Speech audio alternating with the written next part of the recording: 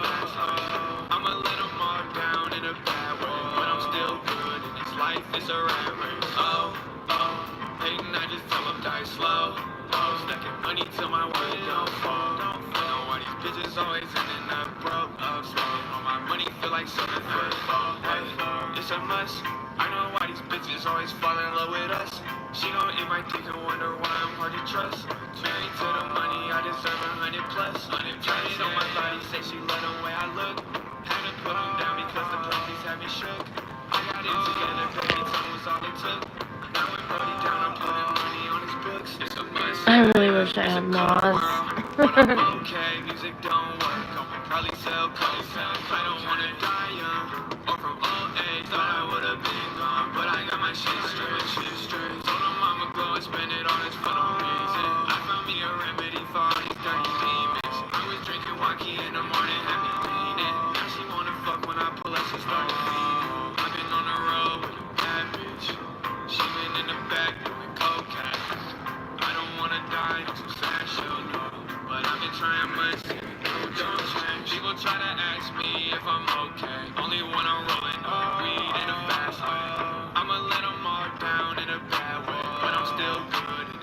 Guys, don't forget to hit the like.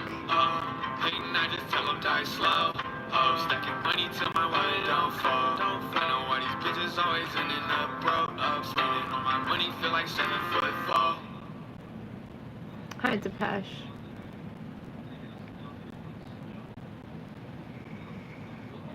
Welcome to the Critter Net. It's critter season. Sean White, all night, party right. Sean White, all night, get the party right. Drop some Molly in my Sprite like it's prom night. Sean White, all night, get the party right. Drop some Molly in my Sprite like it's prom night. I walked in my hotel, Mary, I'm fucked up, but she's geeky clearly. I feel like no one here Depeche, I just restarted my iTunes. Nobody was talking in the last one, so I wanted to restart it and have people actually talk. I can't go back to hell again. Tell me that you love me, so I'm nothing but a skeleton. We're just nothing but some skeletons. Take the heart of my skeleton. Oh, good golly, this Molly got me walking funny. Only way I understand a lame is if he talking funny. Oh, good golly, my life is like a Tamagotchi. No, I never folded under pressure, though a lot was on me. I know I'm a star, matter of fact, my mama said it first. Camel song. The face that did you dirt, that's a red alert. Everything you say to her, I already said it first. I hope every evil opposition stays forever cursed. Cast a spell, you ain't in my realm, you a fucking L. I made her scream and all you ever did was make her yell. I'm in her dreams even when she sleep with someone else. I got a plastic heart manufactured by Mattel. It's crazy how they shit on me and they go wish me well. I don't wanna be a villain, but it fit me well. Yeah, it fit me well. Sean White, all night, party right. Sean White, all night, get the party right. Drop some Molly in my Sprite like it's prom night. Sean White, all night, get the party right.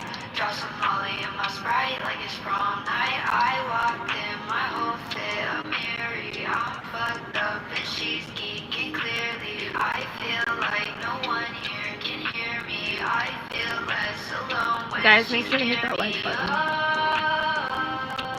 I don't know what you're talking about because tell me that you love me, so I'm nothing but a skeleton.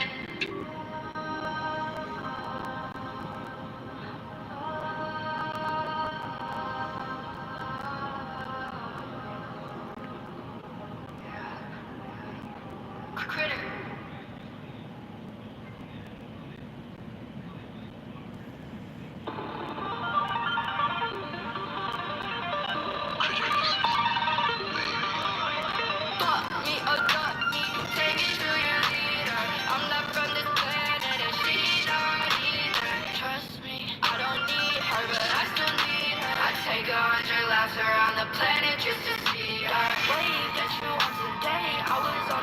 I'm in Ohio.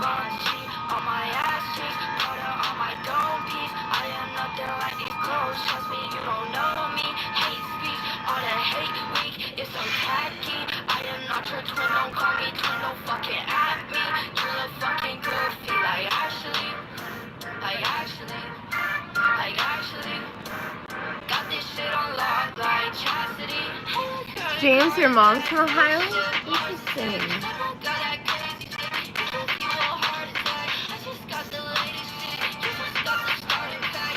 Alright, please, just look away.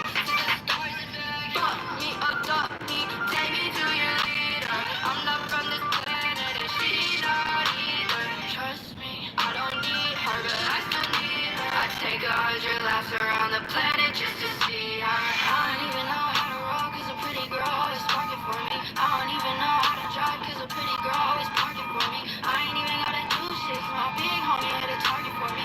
Black whip, black tint, can't see it when it's dark and stormy. Dark, dark, it get dark. Hard, hard, she wanna hurt my heart, girl.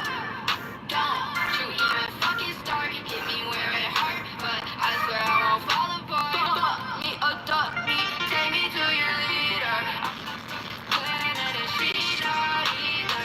Trust me, I don't need her, but I still need her. I take 100 laps around the planet just to see her.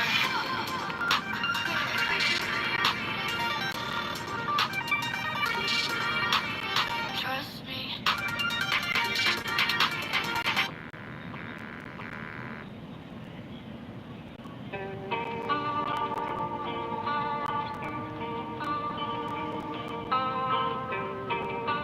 What's wrong with me, Cheryl? Yeah, hey, she a bad Your bitch. past. Yeah, she's so clean. And she never has time for a dope fiend. Look in the mirror, repeat something that she told me. You won't never be shit, you can quote me. I'm like, thank you, I know I'm fucked up, but I'd rather be dead than be stuck up. All I want is big bags, get my bucks up. Cause they won't ever have love for a fuck up. Cruising down the bayside, hurry up, don't take time. I know I'm an asshole, but she love me on FaceTime. I know I'm a shitbag, all I do is waste time. She know that I love her, but I can't seem to make time. Make too much mistakes, I feel like I'ma break mine. Tattoos on my face, telling stories on my pain. I wash it all away, my emotions stuck on high tide. Wake up every day, drinking codeine, this ain't my tide. Now I'm wide awake, got the shakes all lost in my mind. I just need another, I'll recover when the sun shines. Tell me that you love me, I just need to hear it one time. Me and her together equal toxic, it's a fun time. She a bad bitch. Yeah, she's so clean, and she never has time for a dope fiend. Look in the mirror, I wish repeat Eric something was that in she here. told me. You won't never be shit, you can quote me. I agree, I'm James. like, thank you, I know I'm fucked up, but I'd rather be dead than be stuck up. All I want is big bags, get my Oh bucks no, up. Shira. They won't never have love for You're a doing fuck so up. good. It's okay, it's just a slip up. You'll be alright. Just don't do it again. Let it heal. Find something else to do.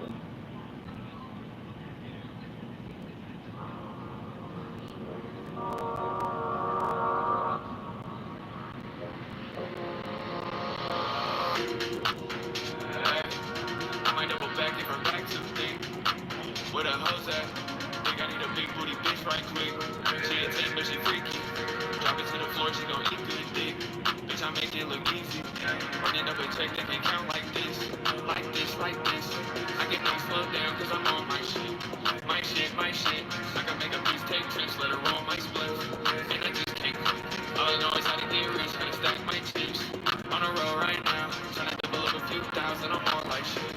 In the whip, I'm faded, suited. She gon' eat the dick, she wanna face it, taste it. Shawty hella think I wanna break it, take it. Money coming in, I need a paycheck. When I'm in it, feel like Neo in the Matrix. Going up, I picture like I'm on a spaceship. When I'm coming around the block, I know they hate it. 5-star, couldn't fuck with me if I was basic. Whoa, they thought I was done, but I can't let go. On a one-on-one, tryna stack my dough. She don't wanna fuck, she gon' hit that rope. Pick it up, she gon' drop to the floor. On the way, tell the boss, time to go. She a track star, bitch, how she run through the door. I need 1, 2, 3, from the first to the fourth. I cannot slow down on a race to the door. And I'm in it till I'm 6 feet. Chrome rims on a Hellcat, they can miss me. Big beast, throw that ass back like a frisbee. Swerving, now the time's flat on the Bentley. They all know that I'm a boss now. Hide up, blowing big clouds with the top down. Bad bitch, wanna slide through, give me top now. ASAP, run the beat back, need a lot now. Ay. Ay. I might double back if her back too thick. Where the hoes at? Think I need a big booty bitch right quick. She ain't team, but she freaky. Drop it to the floor, she gon' eat good dick.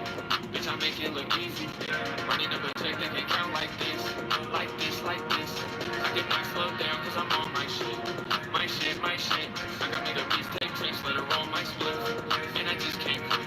All I know is how to get rich, how to stack my chips. On a roll right now, trying to double up a few thousand, I'm more like shit. 7 days of the week, ballin', I might put a new range on the street. All I do is put some cocaine on the beat. Geeking, I might hit the soul train with a free. Ay, ay. In my lane, I'm a beast. I can't even let the bitch hang if she weak. I just wanna ball LeBron James with the heat. I walk in and all the bad hoes take a seat. Ay, ay.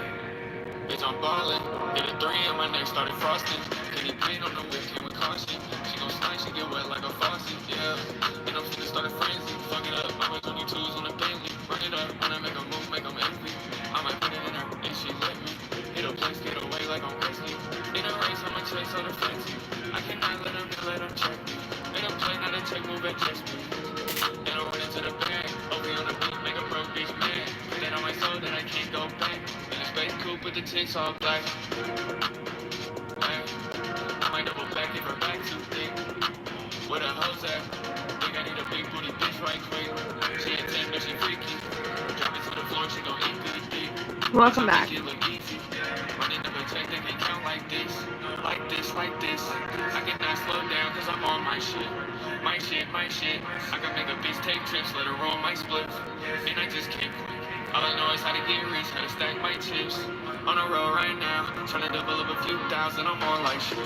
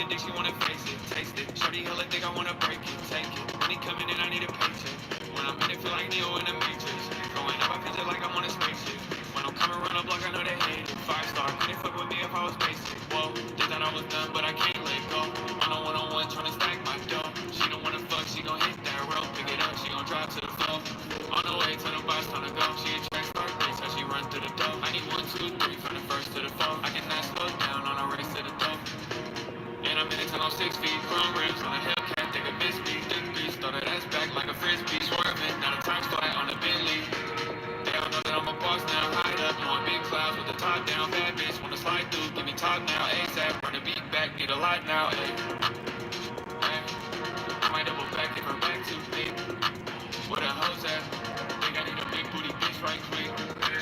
bet she freaky. Drop me to the floor, she gon' eat good dick. Bitch, I make it look easy. Running up a check, they can't count like this. Like this, like this. I can not slow down, cause I'm on my shit. My shit, my shit. I can make a bitch take trips, let her roll my split. And I just can't quit. I understand that. Trying to stack my chips. On a roll right now. Trying to double up a few thousand, I'm on like shit. 7 days of the week. Ballin', I might put a new range on the street. All I do is put some cocaine on the beat. Geeking, I might hit the soul train with a free. Ayy, ayy. In my lane, I'm a beast. I can't even let the bitch hang if she weak. I just wanna ball LeBron James with the heat. I walk in and all the bad hoes take a seat. Ayy, ayy. Bitch, I'm ballin'. Hit a 3 and my name started frosting. Can you paint on the whip?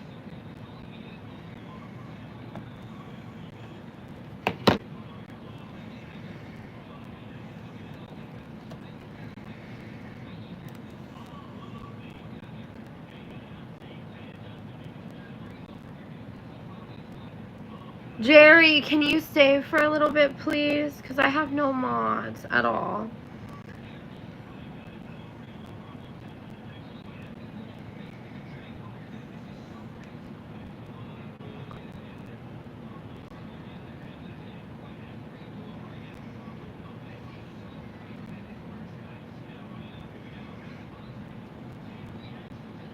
Thank you, Jerry. Jerry and Koala. Yay. Thank you, Jerry.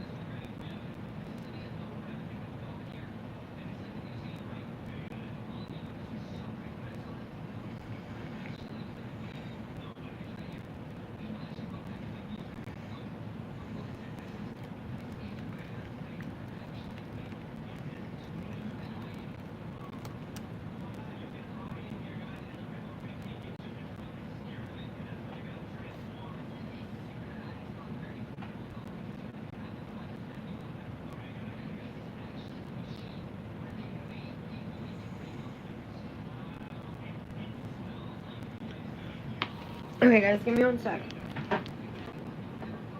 In a minute, I have to go use the bathroom, but not yet.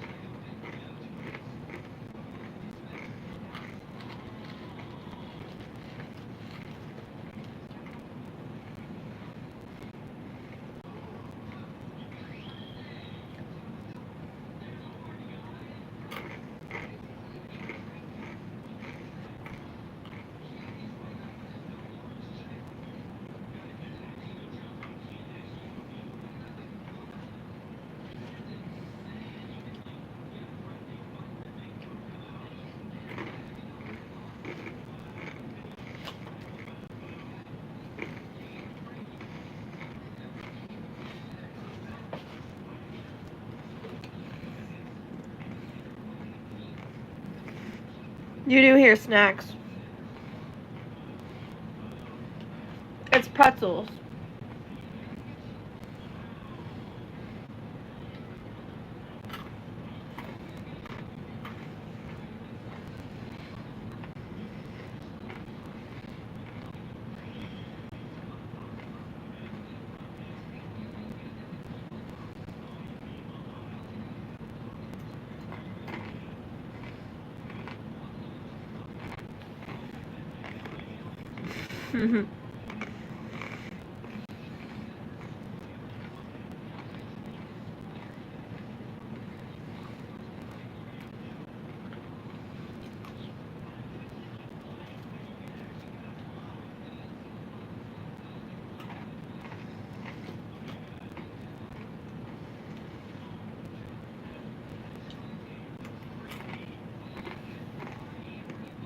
Okay, I'm gonna go pee. I'll be right back.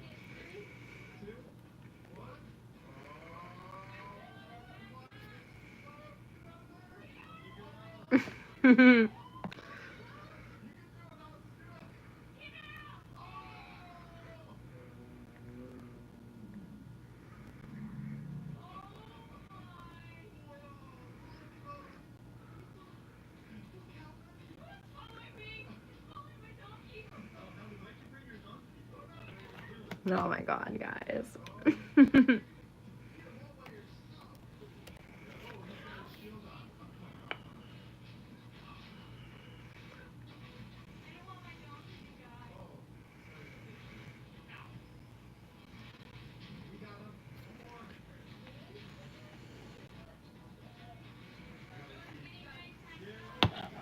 What's up?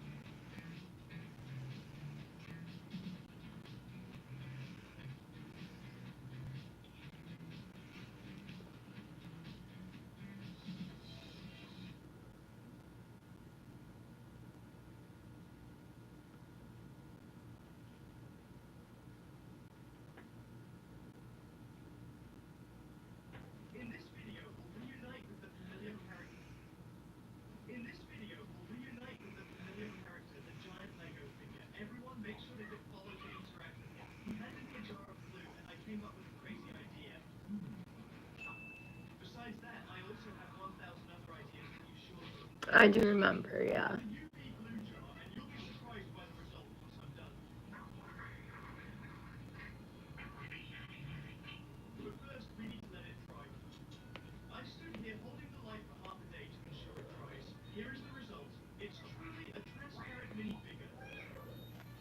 On my channel, really appreciate it. Please click to subscribe. I just got 600 pages of newly released Bryan Kohberger police reports that I just finished going through. I actually printed them all at Staples because there were so many, with so much to go through on the computer. I'm going to go through what's new here.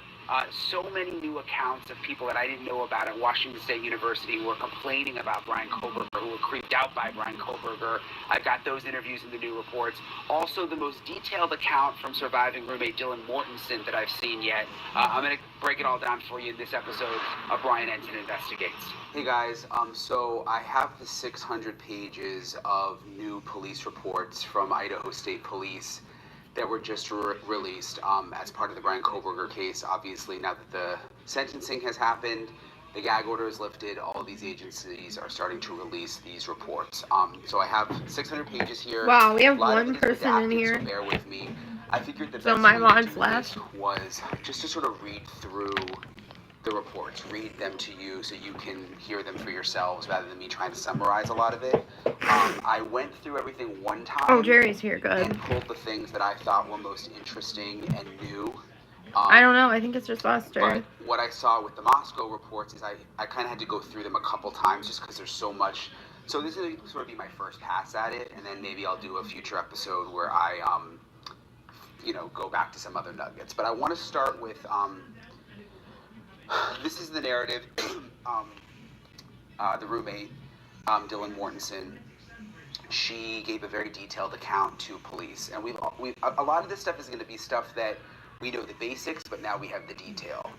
So I'm going to read you Dylan's account of what she told the police when she was first interviewed. And then I'm going to get to, just so you know what else is coming up, there's a ton of reports from people who were in class with Brian Koberger at Washington State and colleagues of his who are also in the PhD program.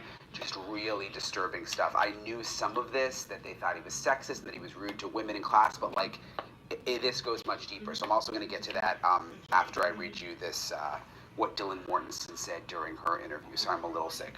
All right. This is Dylan when she talked to police. She advised around 4 a.m. or 4:20 a.m. she heard Kaylee singing and playing music. She heard who she believed Kaylee was walking up the stairs, and blank advised she heard Kaylee say, "Someone's here." She sounded frantic. And they don't name Dylan here, but I've just pieced together that that's who it is. Blank described Kaylee's tone as somewhere between talking and yelling. She believed it was Kaylee who was walking up the stairs with Murphy. She said she heard who she believed to be Kaylee running down the stairs. She advised Murphy was barking at this time. She does not believe Murphy is normally a barker. She further stated she believed it was Kaylee who was running down the stairs after she heard her say, "Someone is here." She further explained she does not know if she actually heard this or whether she was drunk and did not actually hear any of this. She heard the footsteps of who she believed to be Kaylee. She explained all the girls wear Doc Martens and that this is what she believed she was wearing, what she was hearing Kaylee coming down the stairs wearing, her Doc Martens, because of the sound of the footsteps coming down the stairs. Blank called Blank at 4:19 a.m., then Xana at 4:20 a.m., Kaylee at 4:20 a.m., and then Blank again at 4:20 a.m. Blank advised Blank told her about seeing fireworks. She texted Blank last time at 4:27 a.m. before she went to Blank's room. Blank then explained when she first opened her door and said she did not see anyone. The second time when she opened the door, she heard who she believed to be Kaylee crying, and Blank believed Kaylee was in the second floor bathroom. She then heard a male voice, which she stated she had never heard before, say, "It's okay, I'm going to help you." Blank believed the unidentified male was in the bathroom and with the person who was crying. She believed it was Kaylee who was the one crying. Blank stated that now, there's some typos here. Blank stated that now she has gathered additional information and now believes it was probably Xana who was crying. At the moment of hearing the crying, she stated she believed it was Kaylee who was crying. She advised she knows the male's voice was not Ethan's. She described the last episode of Vampire Diaries, and she remembered it was two males rescuing a female. She explained it was not violent. She advised the male figure in the last episode was wearing all black, but Blank explained that that was normal for the series. Apparently they had been watching that. She's not certain whether she heard Murphy barking during the first time she opened her door, but she advised it was possible he was barking, but Murphy was moving away from the house. She described Murphy was a puppy, and Blank had just met him in August. She could not describe Murphy as being skittish. She advised she opened and closed her door a total of 3 times, and the 4th time is when she left her bedroom to go downstairs to Blank's bedroom. Blank advised she continued to call and text her roommates but received no answer. She provided the times she called and texted her roommates, and the time span she advised would have been between 4:20 a.m. and 4:27 a.m. She advised she never thought about an intruder, and in her mind, she stated she was not processing what was occurring as threatening. She's not processing it as threatening. She advised she believed the male was directing his conversation of who she believed was Kaylee. She advised she did not believe the male was directing that statement to her. In discussing why the offender did not harm her, it was discussed that it was possible the male knew her and wanted to protect her, and she said she understood that that was possible, but she denied knowing who the suspect was. Blank further explained she Snapchatted Ethan but received no answer from Ethan. Blank thought Ethan was still either at Blank Sigma Chi, or was at home. She was not certain. The first time Blank opened the door, she said her vision was blurry or fuzzy, but she advised she saw a figure of someone that was dressed in all black, and they were masked, and he was holding an item of what she initially perceived was a vacuum, but she said that did not make sense to her. She described the suspect as not being muscular, but being Good morning, Zal. like a basketball player. That's what's up, King. Hi, Kushbu. By at least 3 inches, so he would have been 6 feet in height. She advised he had to have her call Kaylee and Xana, and she advised he had to have heard her call Kaylee and Xana, and she thought he would have had to have heard her calling for them, and she was confused as to why he did not come to her room. A lot of us have had questions about that. Yeah. She described the item the suspect was holding, which was advised was like a cylinder, as she remembered a cop talking about how a bow, she was trying to ascertain if what she saw was in fact shaped like a bow. Further stated she thought that maybe it was a firefighter because of what Blank told her about seeing a firecracker. She advised he would have been approximately interesting the firecracker thing, by the way, 3 feet away from her, and she believed she saw him walking out the back sliding glass door. He had looked at her before walking out the back door. She was not certain if he could see her whole body or just her head. At 4:22 a.m., then Blank corrected her time and stated actually 4:23 a.m. She advised she texted Blank, and they conversed about someone wearing all black, and Blank said something to the effect of, "What the F, why is Xana wearing all black?" Blank explained she was not certain if she had been dreaming this or if it was real. Blank explained she saw the suspect holding something she believed to be cylinder-shaped and also shaped like a triangle at the bottom of the cylinder shape. She advised the suspect was approximately 3 feet away from her, and he looked at her but was walking out the sliding door when she saw him. She said she saw his eyebrows. At approximately 4:23 a.m., she texted Blank to tell her she saw a masked suspect in their house. Blank responded at approximately 4:25 a.m., telling her to come to her Blank bedroom and that it's better than being alone. Blank then left her bedroom after opening the door the 4th time and ran to Blank's bedroom downstairs. Again, this is Dylan and Bethany, but they've redacted.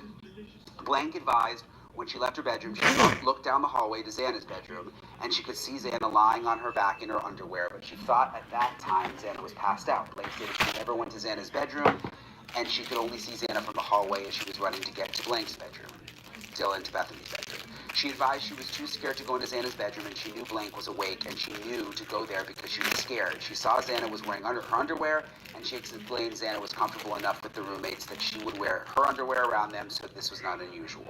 When asked about the lighting conditions inside the residence, she advised that possibly Xana's light was on, or the party lights were on, and that is how she was able to see Xana, because otherwise she would not have been able to see You would her lying never on the catch floor me without any lights being on. walking around in my She was underwear not certain if the bathroom with roommates. lights were on, but she was not certain what lights were on, if any. She advised Xana did not say anything. Blank stated she did not think anything was wrong, so still didn't think anything was wrong. She later offered she may have been able to see Xana lying on the floor because they also had a Sensi light, and it could have been she was able to see Xana from the Sensi light. She explained she's been trying to determine what was real from everything that she had been talking about with Sergeant Blaker and myself. She advised she knew at the time with Blank, Kaylee, and Maddie were real because she has seen the video of them together, so there's video. She was not certain how Blank got home that day. She further explained she'd been trying to piece things together because some things do not make sense to her. She stated that she is being truthful, but I some could of what never, she's been Jerry. discussing she's not certain is factual. She has been working through it, trying to remember what happened. Blank Like, was there were asked if girls the that had female was crying, boyfriends was in saying that house, anything, and she's she walking around just advised in her no, the underwear. female was only crying, and I'd the be like, male bitch, was you the walking only around one my talking. man in your motherfucking She underwear? described I the would item the fight a suspect was bitch. holding a cylinder shaped and was also Alright, I'll walk around triangular your man on my shaped. She undies. could not Let's see remember how if that the lights were on or goes. off when she encountered the male suspect. She advised she does not know if this is even something she saw or it was something she dreamed.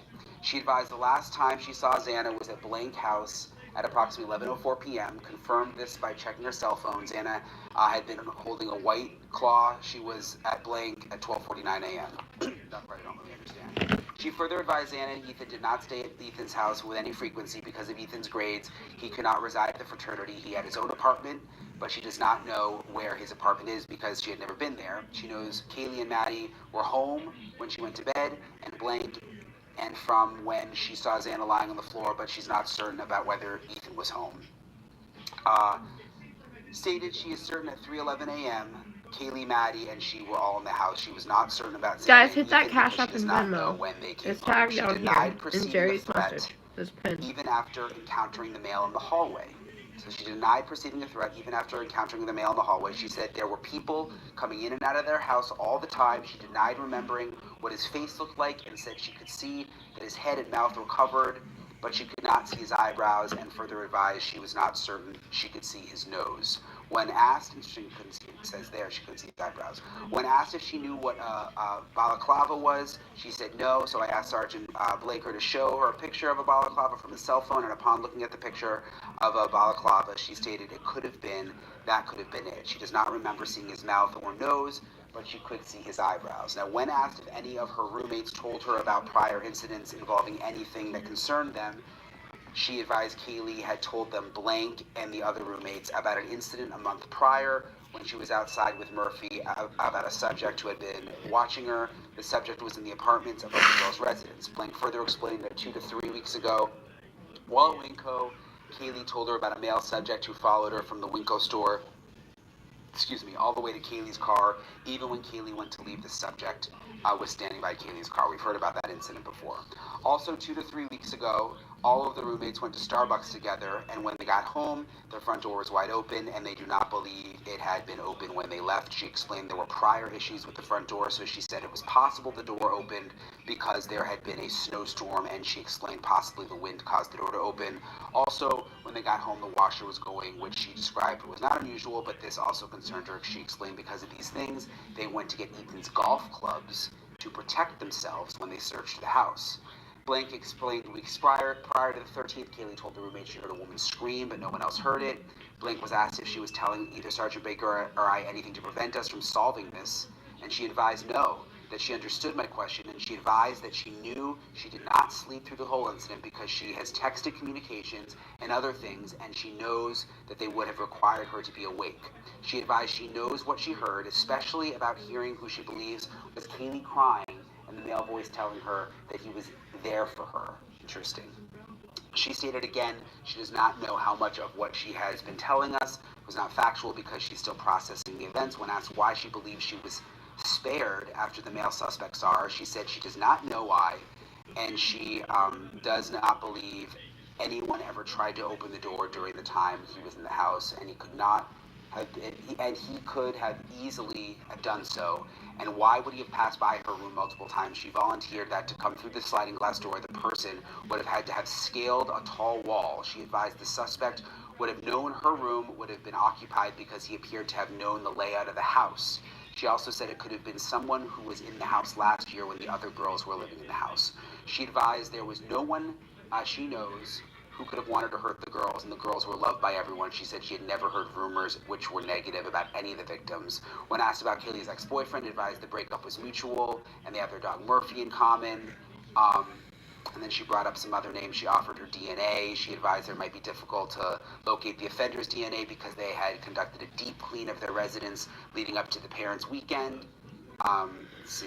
Deadass King beat the sonic rings out of his head. He's a fucking weirdo, bro. To a police artist, like a sketch artist, she said she would not be able to describe enough of the suspect to be helpful. She further advised the only thing she remembered about his face was his eyebrows were bushy, so that's where the bushy eyebrows came from. She advises she was confused about why the offender would have taken the patio door out of the residence because of the drop-off from the patio. She advised she remembers that cars do come up by their residence a lot, and she said there was a black truck driving past the window, and she further said she was not absolutely certain that it was a black truck and apparently was confused. When asked what occurred after she went to Blank's bedroom, she said they eventually fell asleep. She advised her friends of theirs was planning a memorial event, and that's helped her emotionally because at this point she's obviously dealing with everything. Let's see. When she awakened that morning, Blank was next to her in bed. We know that was Bethany. They were both too scared to leave the room to even go to the bathroom. 11:23 a.m., 10:23 a.m. said she texted Maddie. We knew about these text messages. Then explained when she reached out to Blank in the text message, which Blank told her it was 10:50 a.m., but she thinks Blank was mistaken, told her she would send to their house. Sorry, there's a lot redacted here. It's hard to understand. She advised they stayed in the house when the police arrived, and the police were putting the tape up. Then they realized there had been a crime, and when they saw the ambulance arrive and leave, Blake told them they would not leave unless there was no reason to stay. She then advised said that the vandal alert came out, and that's when they realized that their friends were actually gone. When asked if she checked the house for anyone else when she initially came home that night with Blake, and she was asked if she had to unlock the front door, and she advised she believed she had to unlock the front door to get into the residence. She advised when she first got home, she remembered the sliding door was closed, but she did not know if it was locked. She advised when she first got home, she went This to guy's Kaylee's bedroom fucked to let up, you Murphy out of guys. Kaylee's room, and Kaylee's lights were on, and no one was in Kaylee's room. Murphy came back into the house after going outside. So, first of all, my heart goes out to Dylan. I mean, I know I read all of that kind of fast and unemotionally, but you just imagine what she must have been going through during this police interview and what she's still going through. So that's really the most detailed statement of Dylan's that we have heard to yet that's now been released in this report. So, again, lastly, I'm going to get to which was among the craziest to me, all the reports from the other students who were in class with Brian Koberger, but I want to read you some of this. This is a detailed police report about what officers saw when they first went into the scene. At noon, NPD was dispatched to an unconscious person inside the residence. When they arrived, 2 household occupants identified as blank and blank, along with 2 other females and 1 male, were outside the residence. The male identified blank stated when he had entered the house, he grabbed the knife from the kitchen and cleared the 1st and 2nd floors, which we knew about this, and then placed the knife on a table inside the living room. When officers entered the house, they found 2 deceased residents, Kernodle and Chapin, inside a bedroom on the 2nd floor. The officers also found 2 more deceased residents, Gonsalves and Mogan, in a bedroom on the 3rd floor. All the victims appeared to have multiple stab wounds. The sliding glass doors located in the kitchen, 2nd floor, rear of house was Even open, stab and there was a set of wounds, footprints bro. in the melting snow leading Hella into stab and away wounds. from the residence. Well, that's how they died. Footprints. There was one shoe print near But the I mean, western this guy's edge of the just property fucked leading up. west into the Brian neighbor's is. yard. In the front of the residence north were 5 vehicles belonging to the deceased residents. Sometime in the early morning hours, Blank was awoken and opened her room door and heard a male say, "It's okay, Kaylee, I'm here for you," and crying. And she then shut her door. A short while later, she opened her door again and saw someone apparently 5'10" tall, dressed in all black with a ski mask, standing in the kitchen. She made eye contact with the person and could see they were Caucasian through the cutouts of the eyes. She shut her door again and texted Blank, whose bedroom is on the blank, told her to join her in her room, and Blank ran downstairs where they fell asleep. Let me see if there's anything else interesting here. They just go through really describing the whole, I could see a female, from the living room looking into the west bedroom, I could see a female Kernodle lying near the center of the room. Her legs and arms appeared to be covered in blood. As I entered the bedroom, I saw multiple drops of red liquid near the entrance and multiple red-colored drips on the door above and below the doorknob. A male, Chapin, was laying in the bed, partially covered with a blanket and comforter. His neck and chest were heavily covered in a red liquid. Multiple walls appeared to have red-colored cast off, and there were multiple areas on the floor with pools of red-colored liquid. So all of this is just awful to hear about. They talk about sort of the condition of all the different rooms. As I walked south up the stairs, they switched back and forth on the center wall banister were red-colored liquid smears. They appeared to be blood smears. At the top of the stairs was a small hallway. Directly to the left was the bedroom. Gonsalves's. The bedroom was clean and the bed unmade, and a black-colored coat laying on the ground next to the bed on the left side. On the right side, east of the hallway, it ended with a bathroom. As I entered the bedroom, there was a bed directly to the left. On the bed were Gonsalves's and Mogan. They were covered by a beige-colored comforter with a large pool of red liquid near the center of the comforter. Multiple walls and the ceiling had multiple areas of red-colored cast off. It's just awful.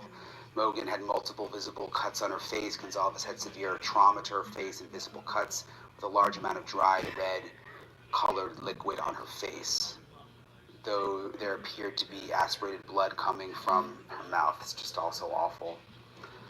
Near Mogan's left hip was a tan-colored leather sheath, partially covered by the comforter. So there's the sheath. On the door edge, I saw multiple red-colored transfer smears. The upper mark was at approximately my shoulder height.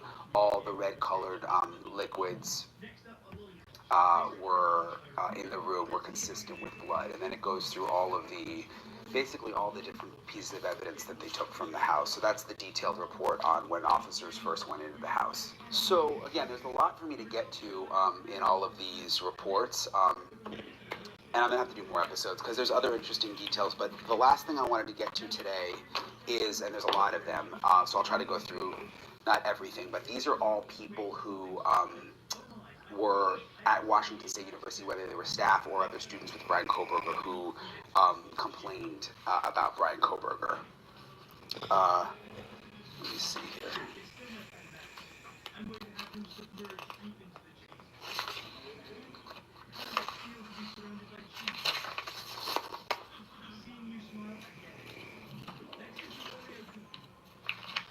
So let me start here. This interview is conducted, and all of this is redacted, so bear with me.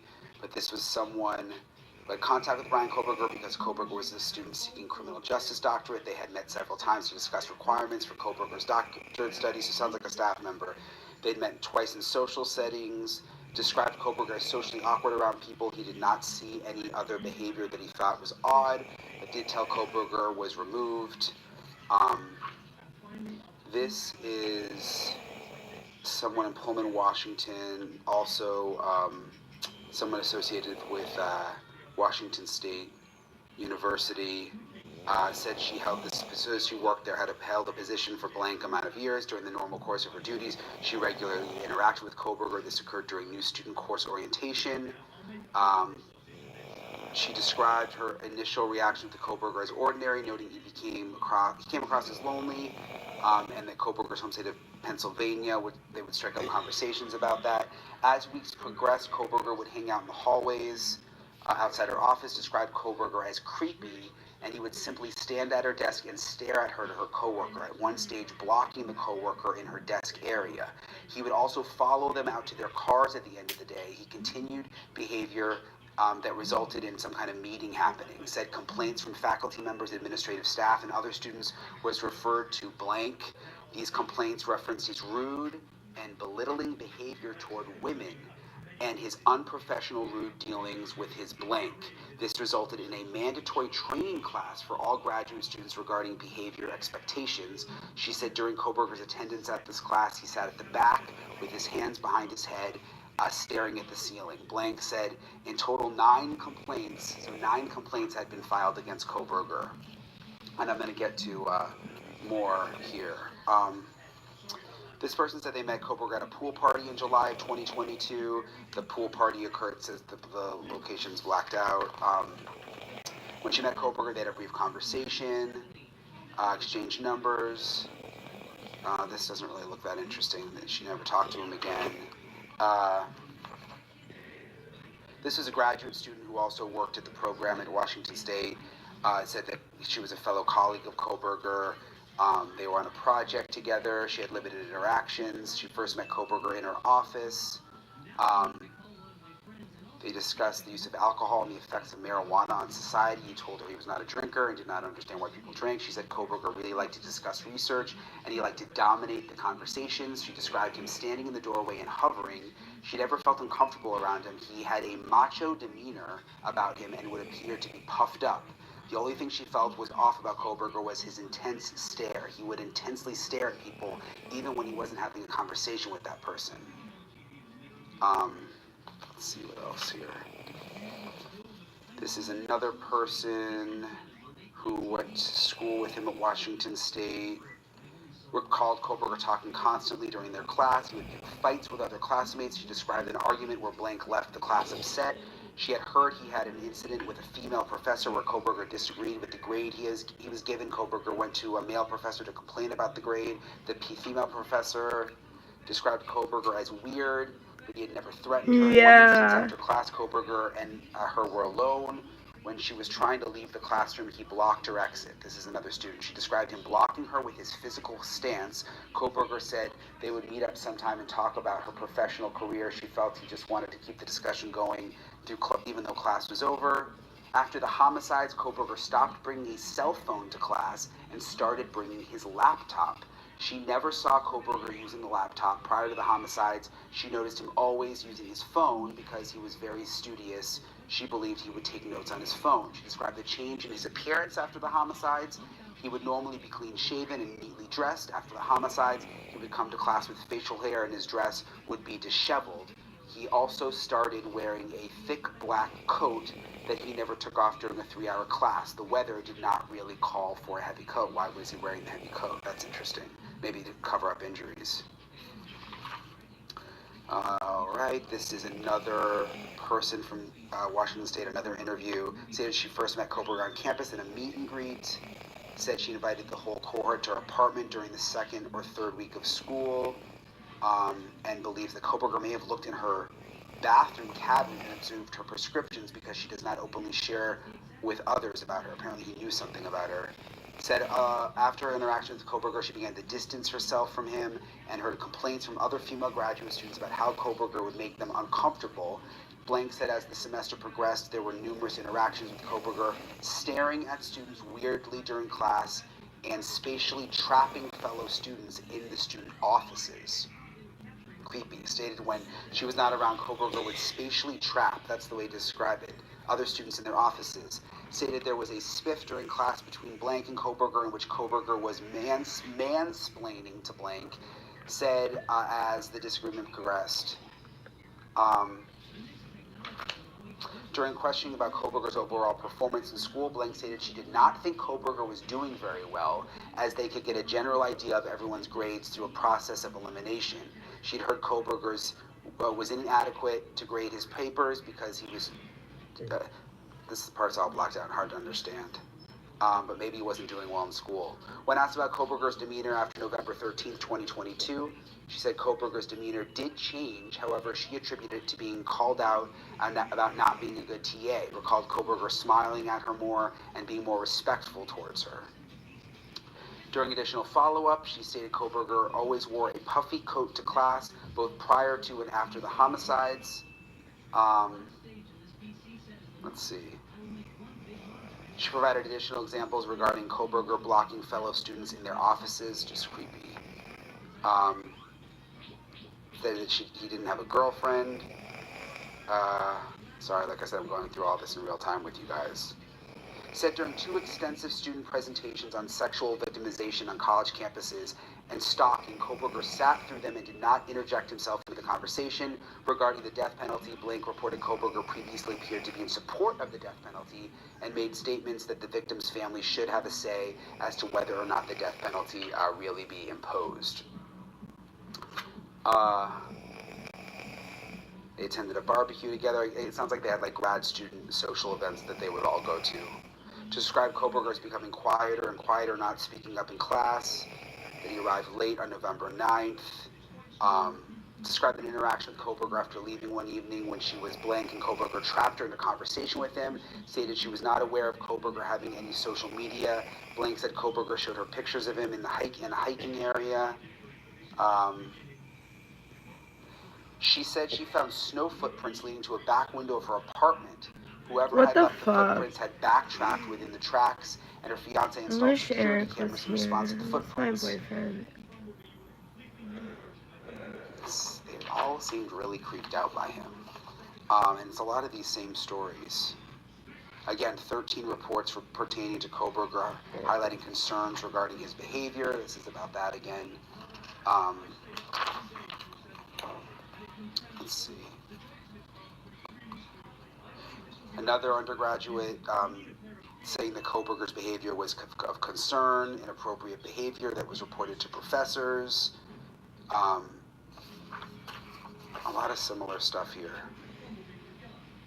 Was focusing his attention on one woman in her office and engaged in unsolicited debates and arguments regarding topics she felt were not up for debate, and explained an incident in class where the topic of eyewitness misidentification was being discussed. Blank was explaining her viewpoints due to her background in the topic. Coburger was agitated and argumentative because he did not agree with the explanation. They were trying to figure out if Coburger had social media. It seems like a lot of the detectives, because they were asking about that a lot. Another student noted that after Thanksgiving break, Coburger was very quiet, felt Coburger must have realized his behavior was being accounted for and this was causing a lack of engagement. Oh, this is interesting. Blank said she saw Coburger with injuries to his left hand while in class. Sat to Coburger's left 3 feet away from him, and during a class following Thanksgiving break, she had a clear vision of his left hand, described the injury as bruised knuckles. The redness was halfway up the back of the left hand from his knuckles, and he had a cut in his ring finger knuckle. Koberger had told Blank he was a boxer, said Koberger did not try to hide the injured hand. Interesting, so they spotted the injury, just making sure nothing else is coming through here. These are all just more counts from other students and professors. So this is someone who says there were complaints about Koberger and that he spoke to other staff and students. His stating about outspoken discriminatory comments which were homophobic, xenophobic, and misogynistic in nature. He would also stare at people and stand uncomfortably close or lean over women, making them feel uncomfortable. Another person says staff had talked to Koberger as many as 5 times about his behavior.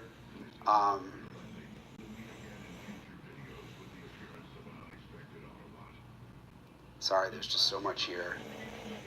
Blank recounted an incident in which her neighbor saw someone very close outside her window and Blank to make sure the door was locked. Blank did not know who that person was, but learned she lived fairly close to Koberger. Blank learned from professors that Koberger was fired as a teacher's assistant after fall 2022. So some of these women were even concerned he was like outside their house. This is another student. I asked Blank if Koberger acted any differently after the homicides in Moscow. After thinking about it, Blank said it was right around the same time that Koberger stopped coming into the office as much. Prior to that time, Blank had described Koberger as somewhat arrogant and held her head up high when describing him. After that time, Blank said Koberger kept to himself more and seemed to be less interactive. When she described Koberger after the homicides, Blank kept her head down.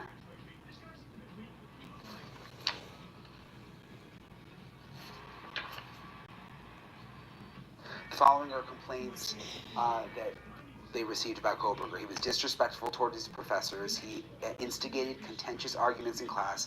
He expressed concern over over other classmates, the one that had a hearing disability. He only talked back to or criticized female professors and students, so he is sexist. He thinks highly of himself and doesn't interact well with others. A lot of this stuff, I mean, it's like crazy. They're all saying the same thing. More women feeling weird, like he was cornering them in their offices. Wow. How do you do that, bro? This is the whole search warrant, which we've seen before. When they went into Koberger's apartment, this lists everything that they took, which I knew.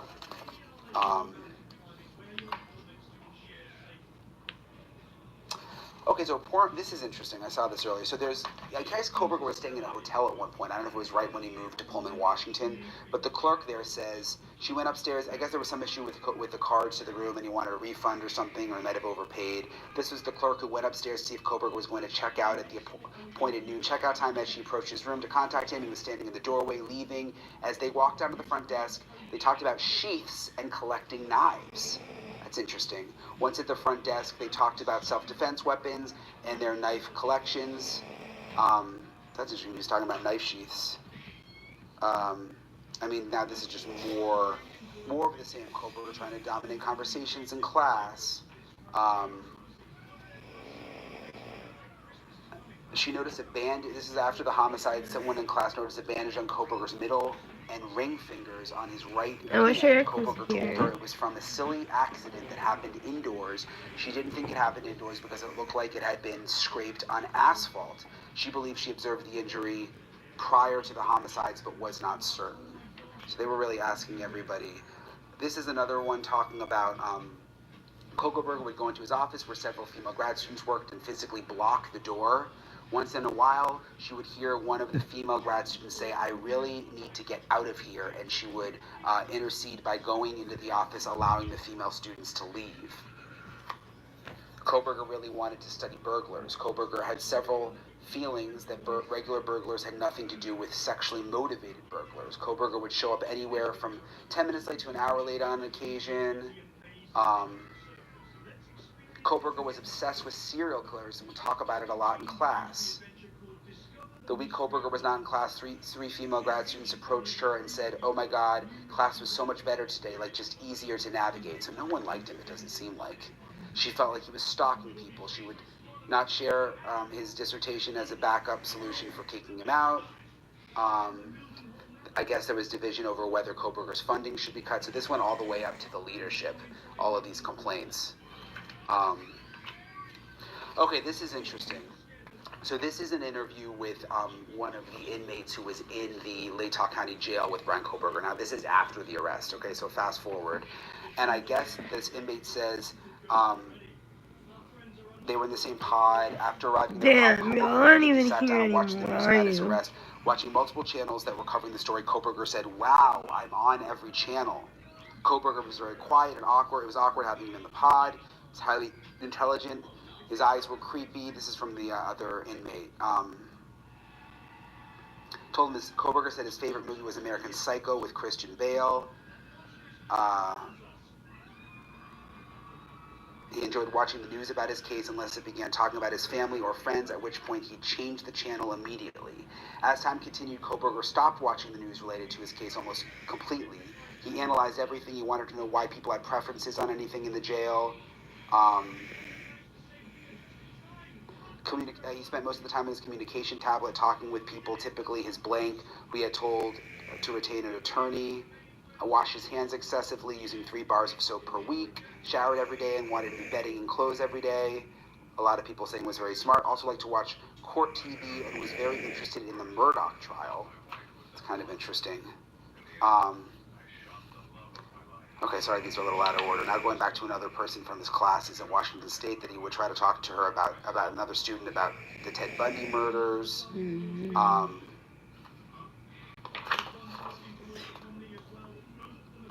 I think this goes on and on, another person who found Koberger in her office and felt uncomfortable at the school, and you know, had complained about it. That story just seems to keep repeating itself. So this is another person who went to school with Koberger. Let me just make sure. Who said, I guess volunteered this, that Koberger committed these homicides because he wanted to know what it felt like to commit these crimes in relation to his studies, and ultimately he could get away with the crimes, further supporting his belief that he was smarter than others. Blank said committing these crimes and his need to control others is consistent with his personality. So that was sort of her take on what happened, one of the other people from the school. A lot of the same stuff here. After the homicides that occurred, he said he had a few grapes right now. He said this at a Christmas party. She noticed after the homicides, he was in his office more, observed him often in his office. She assumed he was coming back from spring semester because he had asked about a theory class that they would be taking in the spring, so she thought he would be coming back. Said that Koberger did not like the fact that she discounted the offender in studying sexual assault cases. He said she was being dismissive of the offender. He thought she should be focusing on the offender and what they left behind. He thought the offender had a strong impact on the crime rather than the victim. She said he thought he was dismissing what she was doing just to argue. Oh my gosh. So yeah, these stories just go on and on. I mean, like, I'm going to go through all of this in more detail. I sort of gave it all once over. I had reported on, I had talked to people who were in class with Koberger who said some of this, but I had never really had this detail and knew that there were that many specific complaints, and that women were that freaked out by him, sort of across the board, it seems like. So anyway, that's the latest from these 600 pages. I'm going to go through it all again. I'll do more episodes, but I wanted to give you guys at least what stood out to me because I got all these documents today. I'll keep you guys posted. All right, thank you so much. Thanks for checking out my channel. Please subscribe if you haven't, and I'll talk to you guys later.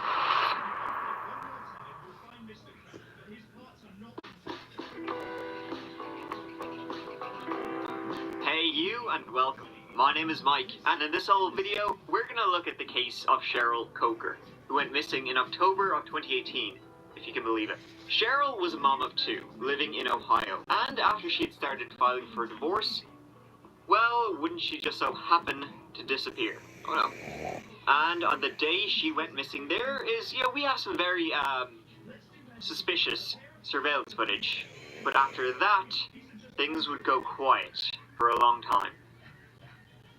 But not too long. Let's have a go.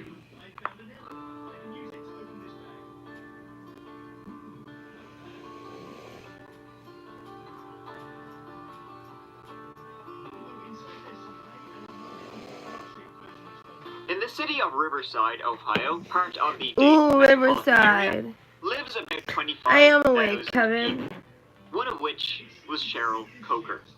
Cheryl was the youngest of 4 children, described as a lovely, friendly person who could make you happy by just giving you a big old grin. Cheryl was married once. It was a short-lived marriage, and out of that marriage, she'd have to say marriage, came her first daughter, Marissa.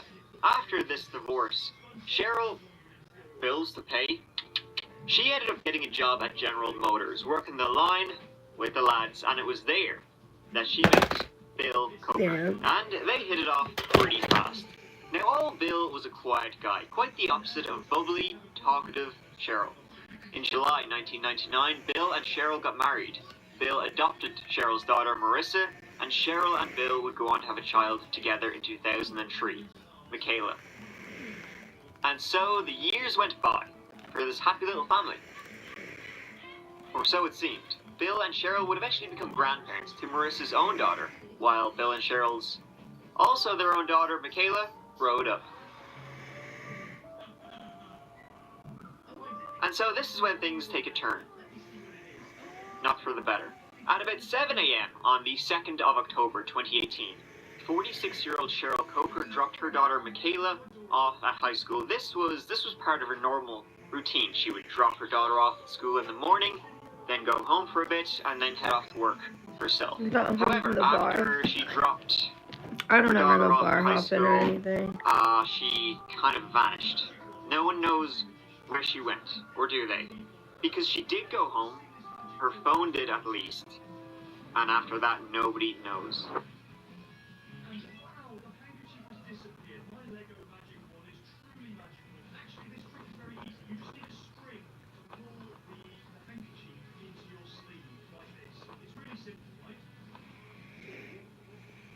She would usually call her daughter to check up when she got home from school. No dice this day. Not picking up her phone at all, which was weird for her. By the time the evening rolled around, no one knew where she was. She was a no-show at work. Michaela started calling around, called her sister, Marissa. No one had heard from her or been able to get through to her all day. Now, Cheryl never went anywhere without her phone. It was attached to her at the hip, and you know, she was always on it. It's just, it wasn't like something she would lose. So she's not picking up her phone. Something could be very wrong. In the early morning hours of the 3rd of October, Cheryl was reported missing.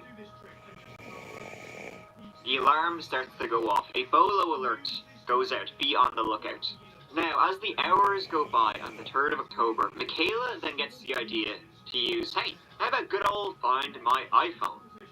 Michaela figured out her mother's password, and then using Find My iPhone, located her mother's phone.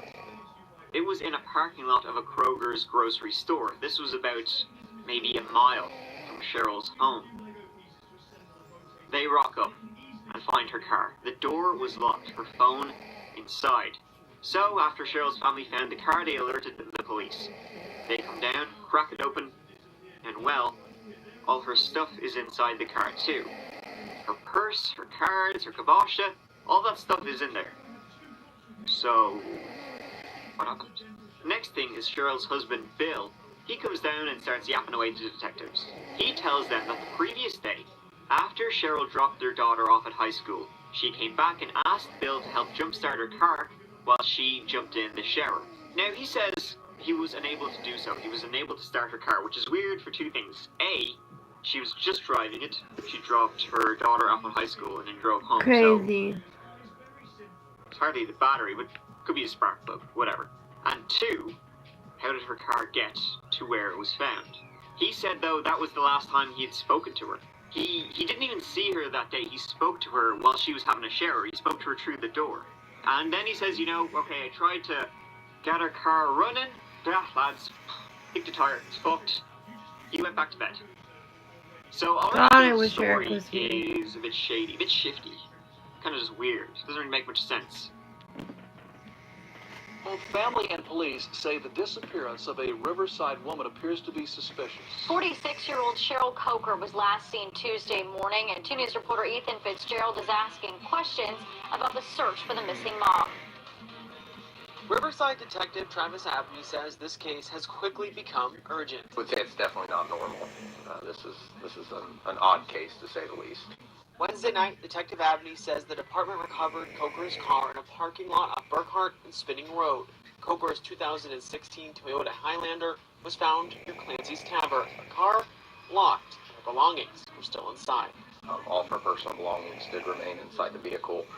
Her purse, cell phone, wallet, ID, credit cards, etc., which added to the suspicion, to say the least. Coker is a mother of two, and her family says these circumstances just don't add up. The next day, the police got a hold of Cheryl's phone activity. From 7:35 a.m. to about 10:50 a.m., the day she went missing, she was at home after having dropped her daughter off, made some social media posts, texts, and then from about 8 a.m. onwards, all communication stops. Then, at about 10:55 a.m., her cell phone pinged near the Kroger's grocery store, where her car would be found. The police got CCTV showing her car entering the parking lot. But the crucial thing, what we all want to know, who's driving it? Well, they couldn't tell. Because the CCTV camera was motion activated. It picked up her car parking, then stopped recording because there was no motion.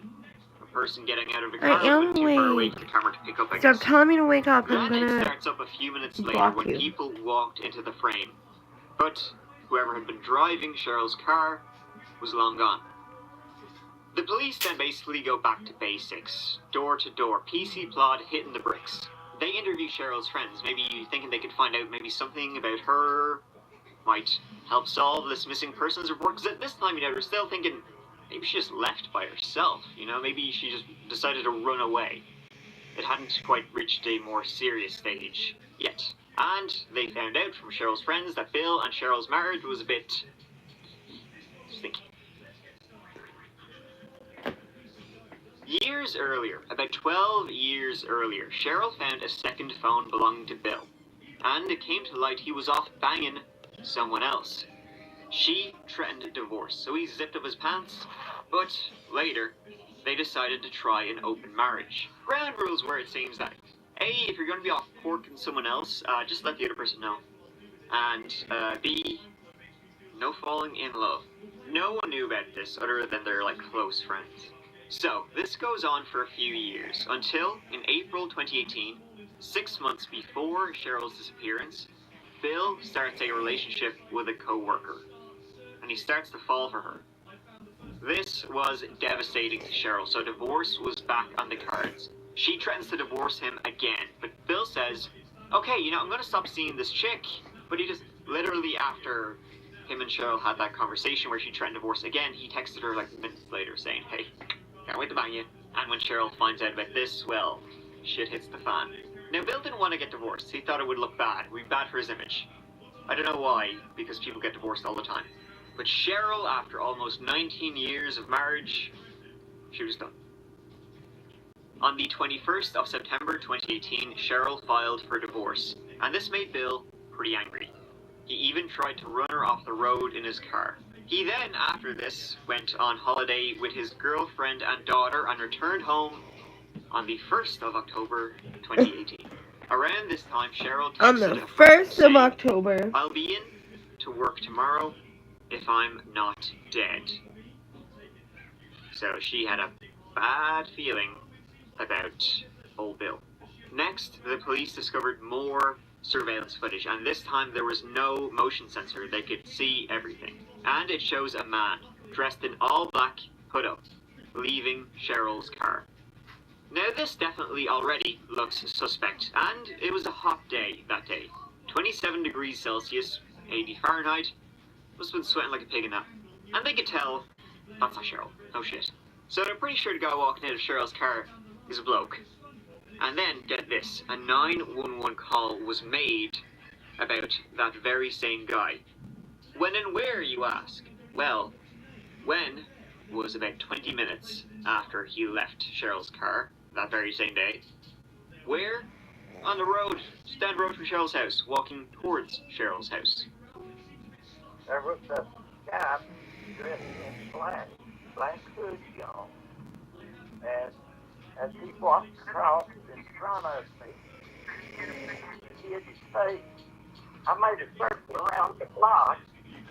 He was coming up and he put both hands over his face. I believe he's up to something. Remember, Cheryl's car was only found about a mile from their home, easily walkable. The 911 caller told the police he was walking towards the school, and the police got more CCTV of this guy walking towards the Coker home. Wonder who that was? So things are starting to clear up as to suspect numero uno. After a week with few answers, Marissa Coker says it's hard to think about the possibilities of what could have happened to her mother, 46-year-old Cheryl Coker. Police say Coker was last seen the morning of October 2nd, dropping her other daughter off at school. Marissa says she last saw her mom the night before she went missing. I was there for about 3 hours. We were having a good time listening to music and everything. Surveillance video shows her mother's car driving around this shopping center on Burkhart Road the day she was last seen, before parking near Clancy's Tavern. Motion-activated cameras turn off before anyone gets out of the vehicle. According to public records, Cheryl Coker had filed for divorce 11 days earlier. But her daughter tells me despite that, the 46-year-old crash technician wouldn't just run off or cut off contact with her family. Bill, in the meantime, has not been very helpful to the police, hasn't been calling them, hasn't been helping in the search for Cheryl, which are still going on. People are still searching for her everywhere. He's basically just kind of wants nothing to do with it. They show the surveillance video to Bill. That can be anyone, come on. They then ask him, what do you think happened to Cheryl? To which he's like, we had an open marriage, lads. Maybe she or you and an OFT with someone. So the police went and spoke with some of the people she had swung with. All dead ends. They speak with Bill's girlfriend, and she told the police that 3 weeks before Cheryl even filed for divorce, in August of 2018, Cheryl had sent this woman some texts, basically saying, if something happens to her, would you look after Bill? Which is weird. Something about that was definitely off. I mean, she was gonna file for... Why would she want to wish, she would look after somebody? This is, Cheryl was devastated and furious when she found out that Bill had a girlfriend that she didn't know about. It was, more than just a swinging thing. This was a proper relationship. Cheryl wasn't happy about it. I don't think she really gave a shit about Bill and this woman. So everything about that text just seemed weird to people. But let's go back to Bill, because 2 weeks after Cheryl disappeared, more footage comes in. It's from the very day Cheryl went missing, at about 8 p.m, and this time it's undoubtedly Bill. He's in the Kroger's store, the one Cheryl's car was found at, wearing all black, and an injury on his arm was visible. Your arm's fucked. What happened there, Billy? He refuses to answer, also refuses to take a polygraph, though he later says he got scabs on his arm and swollen knuckles. He says he has swollen knuckles, but he got them from an injury at work. No big deal. Injury he didn't report, by the way. He said he was working a forklift. Arm got fucked. Were you punched in the bloody forklift? He would also tell the police that $4,000 were missing from a shoebox hidden in the closet, and he suspected Cheryl had run off with it. 4 months after her disappearance, her case was classed as a homicide. So at this time, Riverside Police are prepared to state that William Coker is the suspect, and could you term this case for us? What is this switched over to? We're now treating this as a homicide investigation. There's a lot of information that we cannot discuss, but we've got some newly discovered evidence that is a key factor, and unfortunately we're not going to be able to comment on that right now, but that leads us to direct this to a homicide investigation, no longer just a missing person case. And on camera now, the suspect or suspects that you have in mind for this? William Coker, Cheryl's husband, is our one and only suspect at this time. One of the things that Detective Stewart was going to talk about was William's behavior and demeanor throughout this investigation. 4.5 months now. Could you tell us, how helpful or not helpful he's been? Mr. Coker has appeared for interviews we've conducted of him. One of the things is his concern as far as Cheryl's disappearance. 4.5 months. Converse with Detective Abney. We're talking maybe one time. Mr. Coker has questioned us about, do we have any leads on the case? Is there any information you can provide me? I am her husband. Is there anything you can tell me? So one time in 4.5 months, we've been contacted by Mr. Coker in regards to Cheryl's whereabouts, concerning whether or not she's even alive. Where's she at? So that's kind of concerning to us.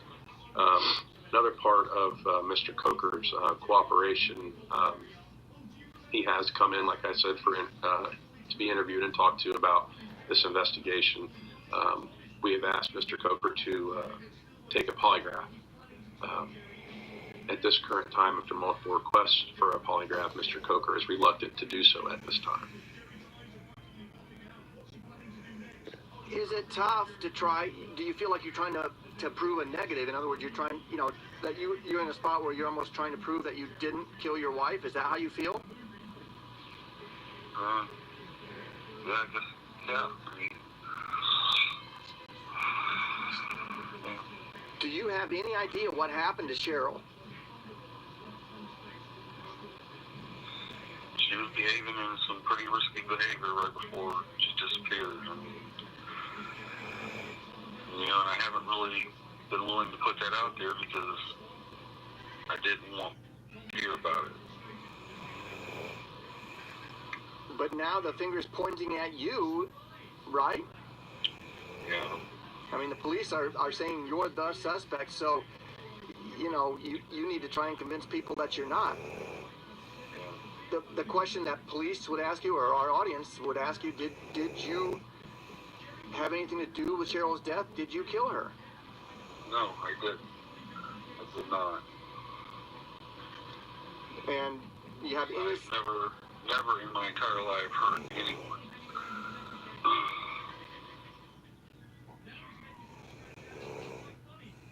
And the search for Cheryl Coker continued. Search warrants were executed on their home, looking through their bank accounts, bills, phone bills, truck, everything, and nothing.